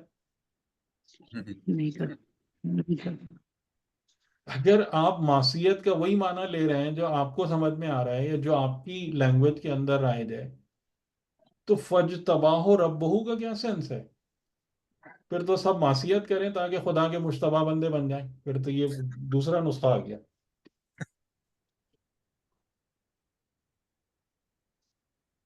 ٹھیک. تو یہ بہت اہم ہے، یہ باتیں یہ بہت اہم ہے. یعنی کہ یہ اس راہ ہدایت اور گمراہی کے درمیان جو ہے نا، یہ بڑا اہم پوائنٹ ہے کہ کہیں سے کہیں پہنچ جائیں گے آپ. جی سر، شاید حضرت یونس علیہ السلام کے حوالے سے بھی گروپ میں ایک سوال ہاں کافی، ہاں وہ انشاءاللہ اپنے موقع پر ہم ذکر کریں گے اس کا انشاءاللہ. وہ بھی اسی لیکن پر. اس میں آپ کو ایک دو پوائنٹ ہی بتا دوں. ویسے تو تقریباً جو میں نے مرتب کیے ہیں تقریباً 10 نکات ہیں حضرت یونس کے واقعات کے بارے میں، لیکن 2 پوائنٹس میں آپ کو بتا دوں، اسی سے آپ بات کو سمجھ لیں گے کہ جو ذکر یونسی ہے بہت مشہور ہے نا. جی جی بہت مشہور ہے. بہت مشہور ہے. جی بہت مشہور ہے. میں آپ سے ایک سوال یہ کرتا ہوں کہ یہ ذکر اولیاء الہی کا ذکر ہے یا معصیت کاروں اور گناہ گاروں کا ذکر ہے؟ اولیاء الہی، زیادہ تر تو اولیاء الہی اس کرتے ذکر کو کون ریکمینڈ کرتا ہے؟ ہیں. وہی اولیاء الہی بہت زیادہ کرتے ہیں. تو پھر ان کو اس میں کیا نظر آ رہا ہے؟ اگر یہ ایک گناہ گار اور معصیت کار شخص کا ذکر ہے جو اپنی سزا بھگت رہا ہے نعوذ باللہ، اولیاء الہی اس ذکر کے پیچھے کیوں جا رہے ہیں؟ وہ کیوں کہہ رہے ہیں کہ 409 مرتبہ ذکر یونسی کو سجدے کی حالت میں پڑھو پردے ہٹ جائیں گے؟ صحیح. کوئی سینس نظر آ رہا ہے آپ کو اس بات کا؟ نہیں سر. اور دوسری بات کہ اگر آپ اسی لا الہ الا انت سبحانک انی کنت من الظالمین کا اگلا فقرہ پڑھیں، وہ کیا ہے بتائیے؟ فاستجبنا له ونجيناه من الغم. ہاں ہاں، رک بس یہیں پہ رک جائیں. خدا نے ان کو جب جواب دیا، استجابت کی، ان کی پکار کی، ان کو کس چیز سے نجات دی؟ غم غم سے. سے. غم سے، نہ کہ گناہ سے. تو یہ سب نہیں نظر آ رہا؟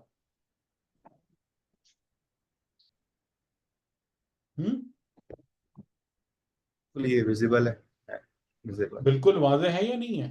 صحیح. مطلب خدا کو کیا کہنا چاہیے تھا کہ انہوں نے جو گناہ معصیت کی تھی ہاں اور اس کیا. کے جو جس برے نتیجے میں وہ پھنس گئے تھے، ہم نے اس سے ان کو نکال دیا. نجیناہ من الغم کا کیا مطلب ہوا؟ یہ تو بالکل بھی اس سے فٹ نہیں ہو رہا اس نظریے میں. ٹھیک. تو انشاءاللہ اس پر جب موقع آئے گا تو بات کریں گے تھوڑی تفصیل کے ساتھ. لیکن میں آپ کو یہی چیز سمجھانا چاہ رہا ہوں کہ یہ ایک بہت بڑی پرابلم ہے. اور پھر آپ ایک بات اور بھی مجھے بتائیں نا کہ اگر انبیاء کے اندر اس قسم کی چیزیں نعوذ باللہ آ رہی ہیں اور وہ سب ہو رہا ہے، خدا ان کا ذکر کر کے اپنے حبیب کو تسلیاں دے گا؟ کرنا چاہیے خدا کو ایسے کہ بھائی جو لوگ جن میں خطائیں ہیں اور گڑبڑے ہیں، حضرت داؤد کے بارے میں بھی بہت خرافاتی باتیں انجیل میں اور اس میں جو مسلمانوں نے بھی وہ بھی بیان کرتے ہیں. میں اس لیے یہ بات کر رہا ہوں کہ حضرت داؤد کے بارے میں بہت بہت توہین آمیز جملے ہیں، یعنی دیگر کتابوں میں، کہ جہاں سے وہ چیز مسلمانوں میں بھی گھس گئی ہے. صحیح کہہ رہے ہیں. انہوں نے فلمیں بھی بنائی ہیں، وہاں پہ بھی جی سب شو کیا جی جی، اس لیے میں وہ تھوڑا سا اس خدا پوائنٹ کو زیادہ ہائی لائٹ کر رہا ہوں. خدا سے کشتی کا ذکر ہے سر اس میں. نہیں نہیں، وہ حضرت یعقوب کا ہے. حضرت یعقوب کا. جی، حضرت داؤد کا دوسرا مسئلہ ہے. یعنی وہ بہت ہی پست ہے، بہت ہی. میں ہماری بہنیں موجود ہیں، میں اس کا ذکر بھی نہیں کرنا چاہتا. ٹھیک. تو یعنی اور اسی لیے جو آیت اللہ جوادی عاملی کا ایک بہت اچھا جملہ ہے کہ قرآن اور رسالت پیغمبر محیمن ہے. محیمن کا ورڈ قرآن نے استعمال کیا ہے. محیمن کا مطلب یہ ہوتا ہے کہ یہ یعنی رسالت پیغمبر اکرم تمام انبیاء کی نبوت اور رسالت کی محافظ ہے. قرآن نے آ کر انبیاء کی عزتوں کو ریسٹور کیا ہے، جس کو پچھلی امتیں مٹی میں ملا کے بیٹھی ہوئی تھی. انبیاء کی عزت اور ان کی جو حرمت ہے اس کو قرآن نے صحیح طریقے سے بیان کیا ہے اور باقاعدہ. لیکن وہ ہماری سب سے بڑی مصیبت پھر بھی آگے پس جاتی ہے روایات پہ. اور روایات کے اندر بہت ساری، جس کو کہا بھی گیا ہے کہ اسرائیلیات، یعنی جب لوگ مسلمان ہونا شروع ہوئے اور وہاں سے کنیکشن بنا، وہی یہودی جو مدینہ میں بیٹھے ہوئے تھے وہ چلے تو نہیں گئے تھے نا، آس پاس تھے. جب پورا تمام کا تمام نظام ایک ہو گیا، وہ دوبارہ آ گئے، مکس ہو گئے. آپ کو پتہ ہے کعب الاحبار کون تھا؟ یہ نام سنا ہے آپ لوگوں نے؟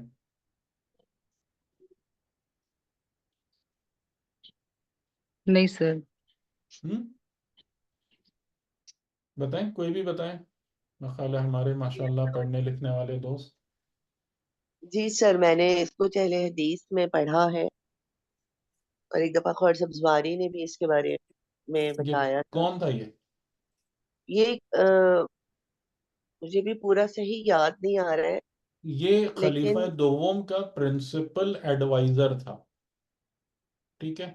صحیح یعنی صحیح. پرنسپل ایڈوائزر کا مطلب ہے کہ جو اس وقت بیٹھ کے ان کو جتنے بھی مین جو ان کے وہ ہوتے تھے نا مشورے مشاورت، وہ ادھر سے. اور یہ یہودیوں کا ایک بہت بڑا عالم تھا. عالم تھا، جی بالکل. اسی طریقے سے جو جناب ابو ہریرہ ہیں، یہ بھی ادھر سے آئے 8 ہجری میں تقریباً فتح مکہ کے آس پاس.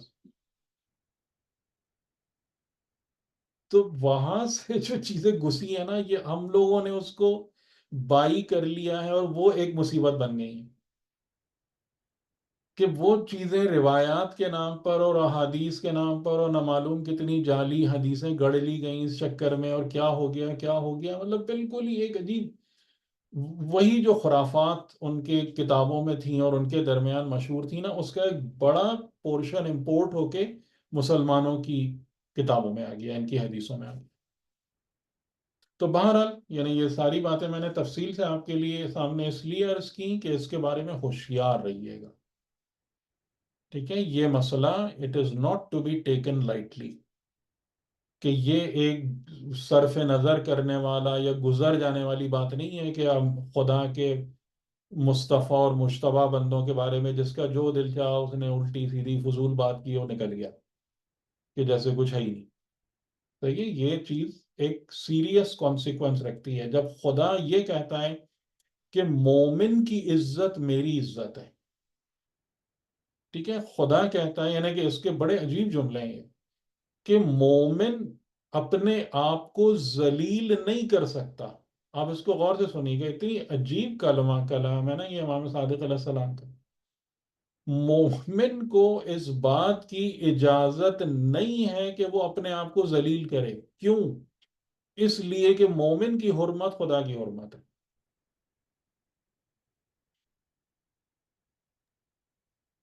تو جب مومن کی حرمت اور عزت خدا کی عزت ہے، تو نبی اور نمائندہ خدا کی عزت خدا کی عزت نہیں ہے.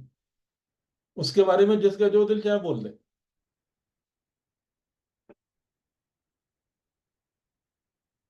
تو یہ سیریس میٹر ہے.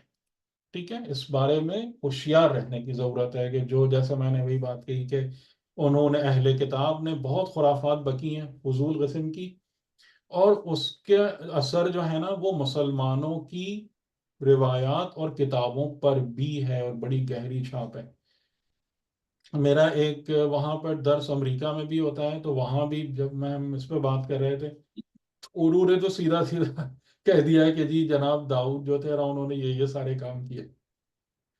تو ظاہر ہے کہ پھر میرا لہجہ سخت سا ہو گیا اس بارے میں نے بعد میں معذرت بھی کی کہ یہ کس قسم کی باتیں کہ جن بندوں کو خدا اتنی عظمت کے ساتھ یاد کر رہا ہے، ہمارا عبد، اواب، وہ یہ سب کام کریں گے. اور اگر وہ اتنے لو لیول کے کام کریں گے تو وہ اللہ کی حجت کیسے رہ سکتے ہیں اس کے بندوں پر؟ خدا یہ مطالبہ کیسے کر سکتا ہے انسانوں سے کہ ان کو فالو کرو، یہ تمہارے لیے رول ماڈل ہے؟ تو پھر تو بہت زیادتی ہے نا کہ آپ ایک گناہ گار، معصیت کار اور ایسے شخص کو لا کے ہمارے سر پہ بٹھا دیں اور کہیں کہ جناب یہ تمہارا راہبر و رہنما. ٹھیک، بہرحال میری بات یہاں پہ یہ تمام. لیکن اس لیے میں نے اس کو کیا کہ یہ ایک بہت بڑا خطرہ ہے، اور یہ ہمارے یہاں بھی کافی پریویل کرتا ہے. اہل سنت کے یہاں بھی آپ کو پتہ ہی ہے کہ رسول خدا کے بارے میں کس کس قسم کی باتیں وہاں پر بیان ہوتی ہیں، پیغمبر کو بھی نہیں چھوڑا. تو اس میں آپ لوگوں کو ہوشیار رہنا ہے اور اپنا دامن پاک رکھنا ہے اس قسم کی لغزشوں سے. ٹھیک ہے، ایکسیپٹڈ. کوئی اگر اس پر نقطہ اعتراض ہے تو بتا دیجیے. نہیں نہیں سر، مجھے اعتراض تو سوال ہی نہیں ہوتا. ایک بات بس مجھے یہ کہنی تھی، آج میں نے سوچا تھا آپ سے یہ سوال کروں گی. جی سر ہمارے یہاں ایک بہت عجیب ہی مسئلہ ہے کہ ہم جب کسی سے بات کر رہے ہوتے ہیں تو اپنے آپ کو بالکل گرا دیتے ہیں، اور آپ نے بھی امام کی حدیث کو ہوں بھی بیان فرمایا ہوں کہ ہوں میں بہت گناہ گار ہوں. ہوں. کیا یہ جملہ صحیح ہے؟ یہ یا منافقت ہے.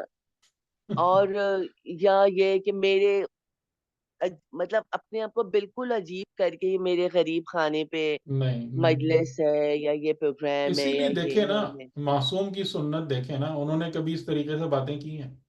ایگزیکٹلی سر، مجھے اور تو یہ بڑی ویسے بھی حیرت. منافقت ہے. میں بہت گناہ گار ہوں، دوسرا شخص آپ کی دو برائی بیان کرے گا نا، آپ اس سے لڑنا شروع ہو جائیں گے. یہ سب جو ہے نا ریاکاری ہے. سب ریاکاری ہے سر، سب ریاکاری ہے.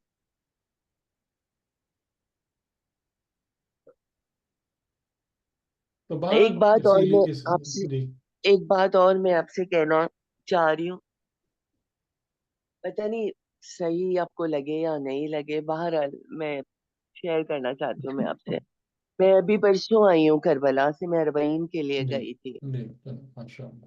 وہاں آپ سب لوگوں کی طرف سے مولا کی بارگاہ میں سلام کیا، نماز پڑھی آپ لوگوں کی نیابت میں، آپ جی سب کی شکریہ نیابت میں زیارت پڑھی میں. شکریہ خدا شکریہ. قبول فرمائے اپنی بارگاہ میں. سر میری ڈیوٹی لگی تھی، میں میڈیکل ٹیم کے ساتھ گئی تھی. میرا کیمپ بہت دور تھا جہاں میں رہ رہی تھی، وہ اچھا خاصا فاصلہ تھا وہاں سے. مجھے اتنی تکلیف ہوتی تھی جب میں واپس آتی تھی، تقریباً مجھے آتے آتے 10:30 11 بج جاتے تھے رات کے. پورا میں غیبت نہیں کر رہی نہ کچھ کر رہی ہوں، میں اپنی بات آپ سے شیئر کرنا چاہ رہی ہوں. پورا راستہ سر، ہر ہر ایک قدم کے فاصلے کے اوپر اسٹالز لگے ہوئے تھے کھانے پینے کے. بہت لوگوں کے پاس تھا، بہت دیا، لیکن اتنا لوگوں کا کھانا تھا، اتنا کھاتے تھے کہ مجھے وہاں کہیں میں روتی بھی آتی تھی بعض دفعہ کہ مجھے کہیں امام زمان نظر نہیں آ رہے، اور نہ مجھے کہیں ایسا لگ رہا تھا کہ سب 40 کے لیے آئے، مولا کو پرسہ دینے کے لیے آئے. کہیں پہ بھی نہیں. حتیٰ کہ ہمارے کیمپ میں 1.5-2 گھنٹے میں تقریباً 100 کے قریب پیشنٹ آتے تھے. ان میں سے 80 جو لوگ تھے وہ سب اپنا پیٹ پکڑے ہوئے آتے تھے. حتیٰ کہ ایک عراقی ڈاکٹر تھا، میں نے اس سے پوچھا، اس کے کینولا لگا ہوا تھا، تو وہ بیچارہ چلیں اس کا خیر، اس منہ سے. بات کا ہمیں کیا فائدہ ہے؟ اس سر بات کا ہمیں مجھے کیا یہ فائدہ پوچھنا ہے، مجھے آپ سے یہ ہے؟ پوچھنا ہے کہ یہ جو اتنا کھانا پینا ہو رہا ہے، کراچی میں بھی بہت ہو رہا ہے، جی تو مطلب مجھے نہیں سمجھ آ رہا کہ دیکھیں، امام میں نے تو وقت. آپ لوگوں کے سامنے جو ہے نا، یہ نہیں، آپ لوگ اس بات کو ذہن میں رکھیں کہ دیکھیں ہماری جو گفتگو ہے نا اس کا جو ہدف ہے وہ یہی ہے کہ انہی ساری آبزرویشنس کو دیکھ کر کے جس میں ہم لوگ بالعموم مبتلا ہیں، جو ہمارے مسائل ہیں جس کی وجہ سے ہم کہیں آگے نہیں بڑھ پاتے، تو میری گفتگو کا مقصد ہی یہی ہے کہ فاؤنڈیشنز کو یعنی محکم کر کے اور نگاہ کو صاف کر دیا جائے، بالکل تاکہ صحیح. آپ لوگ صحیح اور غلط کو سمجھ سکیں، اس کے بعد جس کو جو رستہ لینا ہے لے. یعنی جیسے بعض لوگوں کو شکایت ہوتی ہے جی پالیٹکس میں نے کہا پالیٹکس وغیرہ آپ کو یہ نالج جہاں جا کے اپلائی کرنا ہے آپ کیجئے. یہ کلاس فاؤنڈیشن میکنگ کی کلاس ہے، ٹھیک ہے. یہ اپلائیڈ کلاس نہیں ہے، اگرچہ کہ ہم اس کو بہت ساری جگہوں کو یعنی زندگی کے بہت سارے تجربات کو بیان کر رہے ہوتے ہیں کہ آپ اس کو اپلائی، لیکن آپ کو اس کو جا کے میڈیسن میں اپلائی کرنا ہے اس نالج کو. آپ ڈاکٹر ہیں، انجینئر ہیں، لائر ہیں، پالیٹکس جہاں جا کے اپلائی کرنا ہے، لیکن جس میدان میں بھی جاؤ دین کی حقیقت کو سمجھ کرو، بصیرت کے ساتھ جاؤ.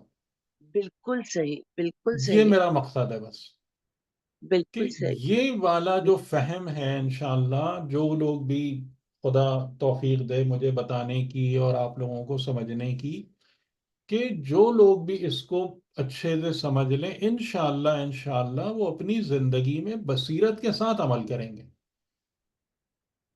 وہ ساری حرکتیں نہیں کریں گے جو ان جنرل ہمارے پاس ہو رہی ہیں.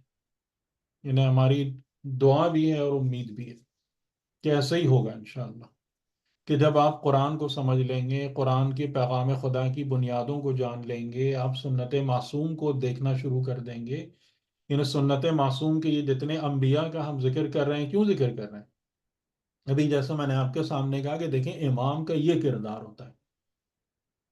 ابھی بتائیں نا جو امام ہے، یعنی اس کا مطلب کیا ہے کہ جس کو آپ امام مانتے ہیں تو یہ کام کریں گے تو امام کے پیچھے چلیں گے. اولو ایدی والابصار، تو وہ اب اس کو ڈسکس کرنے کا کیا فائدہ ہمیں کہ جو لوگ کر رہے ہیں نہیں کر رہے ہیں نہیں، مجھے وہاں جا اس کے میں. تکلیف ہوئی. میں نے مولا کی بارگاہ میں بھی کہا، وہاں جا کے سمجھ آیا، اپنے آپ کو بھی دیکھا، اپنے آپ کو بھی، کہ ان کا بیٹا کیوں نہیں آ رہا. ہم اتنا سب کچھ کر رہے ہیں، بول رہے ہیں، لاکھوں روپیہ خرچ کر کے جاتے ہیں. وہاں جا کے بہت آسانی سے سمجھ میں آیا کہ امام کیوں نہیں آ رہے. ہم ان چیزوں جو آپ نے اللہ بھی تعالیٰ فرمایا، ہم پر ہم رحم ان کرے. چیزوں پہ توجہ ہی نہیں کر پا رہے. ہم اچھا بہرحال بس تھینک یو اب سو مچ سر. دو جملے بس، اس کے بعد بات ہم ختم کرتے ہیں. حضرت داؤد علیہ السلام کی جیسے ہر پیغمبر کی اپنے اپنے کچھ ایک مخصوص زندگی کے انداز اور وہ طریقے ہیں، تو حضرت داؤد کے حوالے سے بھی کچھ خصوصیات ہیں. اور آپ کو یاد ہے کہ میں نے آپ کو کیا کہا تھا کہ حضرت داؤد اور سلیمان کی ایکسکلوسیو کیریکٹرسٹک کیا ہے؟ حکومت. نہیں، حکومت خلافت الہیہ. الہیہ. ہاں، یہ خلافت الہیہ، حکومت خلافت الہیہ. الہیہ. اس کی نوعیت کیا ہوگی، ہم، اس کا نمونہ، وہ اس کا ماڈل ہے. ٹھیک. اور ابھی ہم نے سورہ بقرہ کی آیتوں میں بھی دیکھا کہ اس حکومت کی بنیاد کیا ہے. یعنی حضرت داؤد کو خدا نے کیا دیا؟ حکمت دی. صحیح. تو ہم کو ایک بات سمجھ میں آ رہی ہے نا کہ جو بھی الہی حکومت ہے اس کی بنیاد علم و حکمت پہ ہوگی. ٹھیک ہے نا. اور جو اس کا سربراہ ہوگا وہ کون ہوگا؟ جس کی بندگی خدا کی بارگاہ میں قبول ہوگی، جو ذل عید ہوگا، جو اواب ہوگا. یہ اس سربراہ کی خصوصیات ہوں گی، اور یہ اس کے ساتھیوں کی خصوصیات ہوں گی جو ہم نے واقع طالوت میں دیکھا. تو اب یہاں پر اس کا نمونہ ہے کہ وہ الہی حکومت کیا ہوگی. یعنی وہ الہی حکومت آپ اس بات پہ دیکھیں، اور یہ بہت بیوٹیفل کنسپٹ ہے کہ یعنی شاید آپ لوگوں کو یاد ہو کہ میں نے ایک بہت پہلے آپ لوگوں کے سامنے تسخیر کی کچھ ڈیفینیشن بیان کی تھی. سخر لکم ما فی السماوات والارض یسخرن لہم. یاد ہے کسی کو تسخیر کی ڈیفینیشن؟ کہ ہم نے تمہارے لیے جو کچھ آسمانوں اور زمین میں ہے اس کو مسخر کر دیا ہے. آپ لوگ سب بھول رہے ہیں.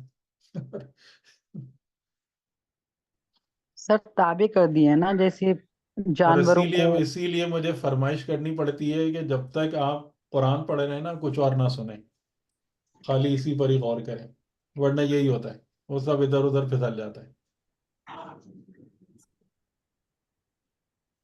तस्खीर का माना हमने ये बताए थे कि चीजों को इस तरीके से इस्तेमाल करो कि उनके जरिए से तुम तरक्की करो और तुम्हारे वसीले से वो तरक्की करें। सही सही। ये तस्खीर है। ठीक। तस्खीर का मतलब यूज करना नहीं है, तस्खीर का मतलब गुलामी नहीं है। यानी जैसे जैसे मिसाल के तौर पर कि अगर इंसान अपने खुदादाद इल्म से लोहे को, मेटल को, या जैसे अगर हम उसकी और भी रूट में जाएं कि जितना भी आपके पास प्लास्टिक है वो ऑयल में से आ रहा होता है, पेट्रोलियम में से आ रहा होता है। तो अगर इंसान जो है पेट्रोलियम को या आयरन को और डिफरेंट मेटल्स को एक गाड़ी में तब्दील कर देता है, एक हवाई जहाज बना लेता है, एक रॉकेट बना लेता है, तो ये उस मादे की भी तरक्की है और ये इंसान की भी तरक्की है। सही है बात? जी, ये बात सही है नहीं? दुरुस्त सर जी। दुरुस्त, बहुत जी सर, अच्छी। जी जी बिल्कुल। ये है, इसको कहते हैं तस्खीर। ये तस्खीर है। और इंशाअल्लाह यानी कि जब वो हुकूमत इलाहिया कायम होगी तो तस्खीर किस किस्म की होगी कि ज़मीन अपने ख़जाने खुद जाहिर कर देगी, बोल देंगे। अपनी यानी खुद कहेगी कि अब जो है ना खलीफा खुदा मेरे सामने है, आओ और मुझे इस्तेमाल करके खुद भी फायदा उठाओ और मुझे भी तरक्की दो। राइट। तो उसका एक नमूना यहाँ पर आपको नजर आ रहा है उस तरक्की का कि इन्ना, यानी यह लफ्ज सखरा है, इन्ना सखरनल जिबाल माहू, यानी हमने पहाड़ों को उनके साथ मुसख्खर किया। यानी क्या मतलब हुआ कि पहाड़ों में तरक्की हो गई, उसका लेवल बढ़ गया। किसकी बरकत से? खलीफा खुदा की बरकत। इन्ना सखरनल जिबाल माहू, और उसका पहाड़ का लेवल कैसे बुलंद हो गया? युसब्बिहना, उस वो पहाड़ तस्बीह करने के काबिल हो गया। और वो तस्बीह सिर्फ बेसिक लेवल की नहीं, यानी कि अगर वो नबी से सीखेगा तस्बीह तो वो फकत बेसिक लेवल की तस्बीह नहीं है, क्योंकि तस्बीह तो हर शय कर रही है अपनी अपनी कैपेबिलिटी के मुताबिक। व इम मिन शैइन, कोई शय ऐसी नहीं अल्लाह युसब्बिहु बिहम्दिही, जो तस्बीह और तहमीद ना करती हो। लेकिन यहाँ पर नबी खुदा की सोहबत में बाकायदा तस्बीह के, जिसकी आवाज़ भी लोग सुनते थे, बिलअशी वल इशराक वत्तैर महशूरतन, और वो परिंदे वो भी अपनी उस तस्बीह से बालातर हो गए। और कैसे पता चल रहा है बालातर हो गए? यानी ये मैंने ऐसे ही एक बात कह दी? बताएं, इन दो आयतों को देख के बताएं। सर इसमें था ना कुल्लु लहू अव्वाब, मतलब जी, वो इतने हो गए कि अब वो कि भी वो जो यानी हजरत दाऊद में जो सिफत अव्वाबियत थी, थी वो उसमें आ गई है। उस सिफत अव्वाबियत को उन्होंने अब्जॉर्ब कर लिया। हाँ। यह है तस्खीर। ठीक है, ये उस हुकूमत इलाही का नमूना है कि जो तस्खीर है और मुसख्खर होना है, कि जैसे कि वो जो पहाड़ हैं, जामेद हैं, खामोश हैं, परिंदे हैं, अपनी बोलियां बोल रहे हैं, लेकिन वो जब हजरत दाऊद की सोहबत में आए तो क्या करने लगे? तस्बीह करना शुरू हो गए। यानी तस्बीह है बालातर। और किस दर्जे की तस्बीह? क्योंकि तस्बीह इंसान को क्या करती है, या किसी मखलूक को क्या करती है? खुदा की तरफ मुतवज्जे कराती है। तो कुल्लुन लहू अव्वाब, और वो सब के सब क्या थे? उसके लिए अव्वाब थे।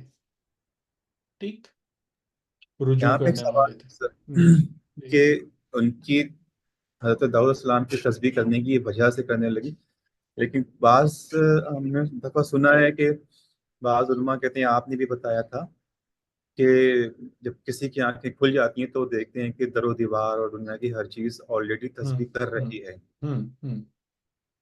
तो वही इस मैंने तरह कहा ना, लेकिन ये वो तो अभी मैंने आपसे कहा ना कि कोई शय ऐसी नहीं है कि जो बाय डिफॉल्ट तस्बीह और हम्द ना कर रही हो। हम्म, कोई शय ऐसी नहीं है, लेकिन ये तस्बीह अव्वाब के लेवल पर आकर ये ओके और चीज है ना। ओके और अभी इंशाअल्लाह हम आगे जाके जब हजरत दाऊद और सुलेमान के वाकयात पढ़ेंगे तो आपको ये बात अच्छे तरीके से समझ में आ जाएगी सही इंशाल्लाह। कि जो वली ये खुदा होता है, जो इलाही खलीफा होता है, उसकी बरकतें क्या क्या होती हैं और इलाही हुकूमत के खदोखाल क्या होते हैं। तो जो खलीफा खुदा है वो क्या करता है, हर चीज को खुदा से हटाता है, कहता है मेरी मेरी तरफ आ जाओ। क्या करता है खलीफा खुदा, क्या नहीं, करता है? वो अल्लाह की तरफ पलटा देता है सबको, खुद जी, भी हो जाता है, हर दूसरों भी खुद हाँ, तो वो है ही है, है ही है, और खुद तो है ही। दूसरों को भी ले जाता है। हाँ, लेकिन हर शय और हर मखलूक को वो उस खुदा से जोड़ देगा, करीब कनेक्ट कर देगा। सही। ठीक, चलें आज यहाँ तक रोकते हैं, इंशाअल्लाह फिर उसको आगे लेके चलेंगे। इंशाल्लाह। सही है, चलिए, फी अमान अल्लाह, फी अमान अल्लाह, खुदा हाफिज़। तो अगली दफ़ा फिर वही सैटरडे वाले रूटीन पे हम आ जाएंगे। ठीक, इंशाल्लाह जरूर। चलिए, बहुत शुक्रिया चलिए, जनाब। इंशाल्लाह। बहुत शुक्रिया, आप खुदा बहुत हाफिज़। शुक्रिया, जज़ाकल्लाह। ठीक, अल्लाह जज़ाक हाफ़िज़। अल्लाह अल्लाह हाफ़िज़। अल्लाह हाफ़िज़।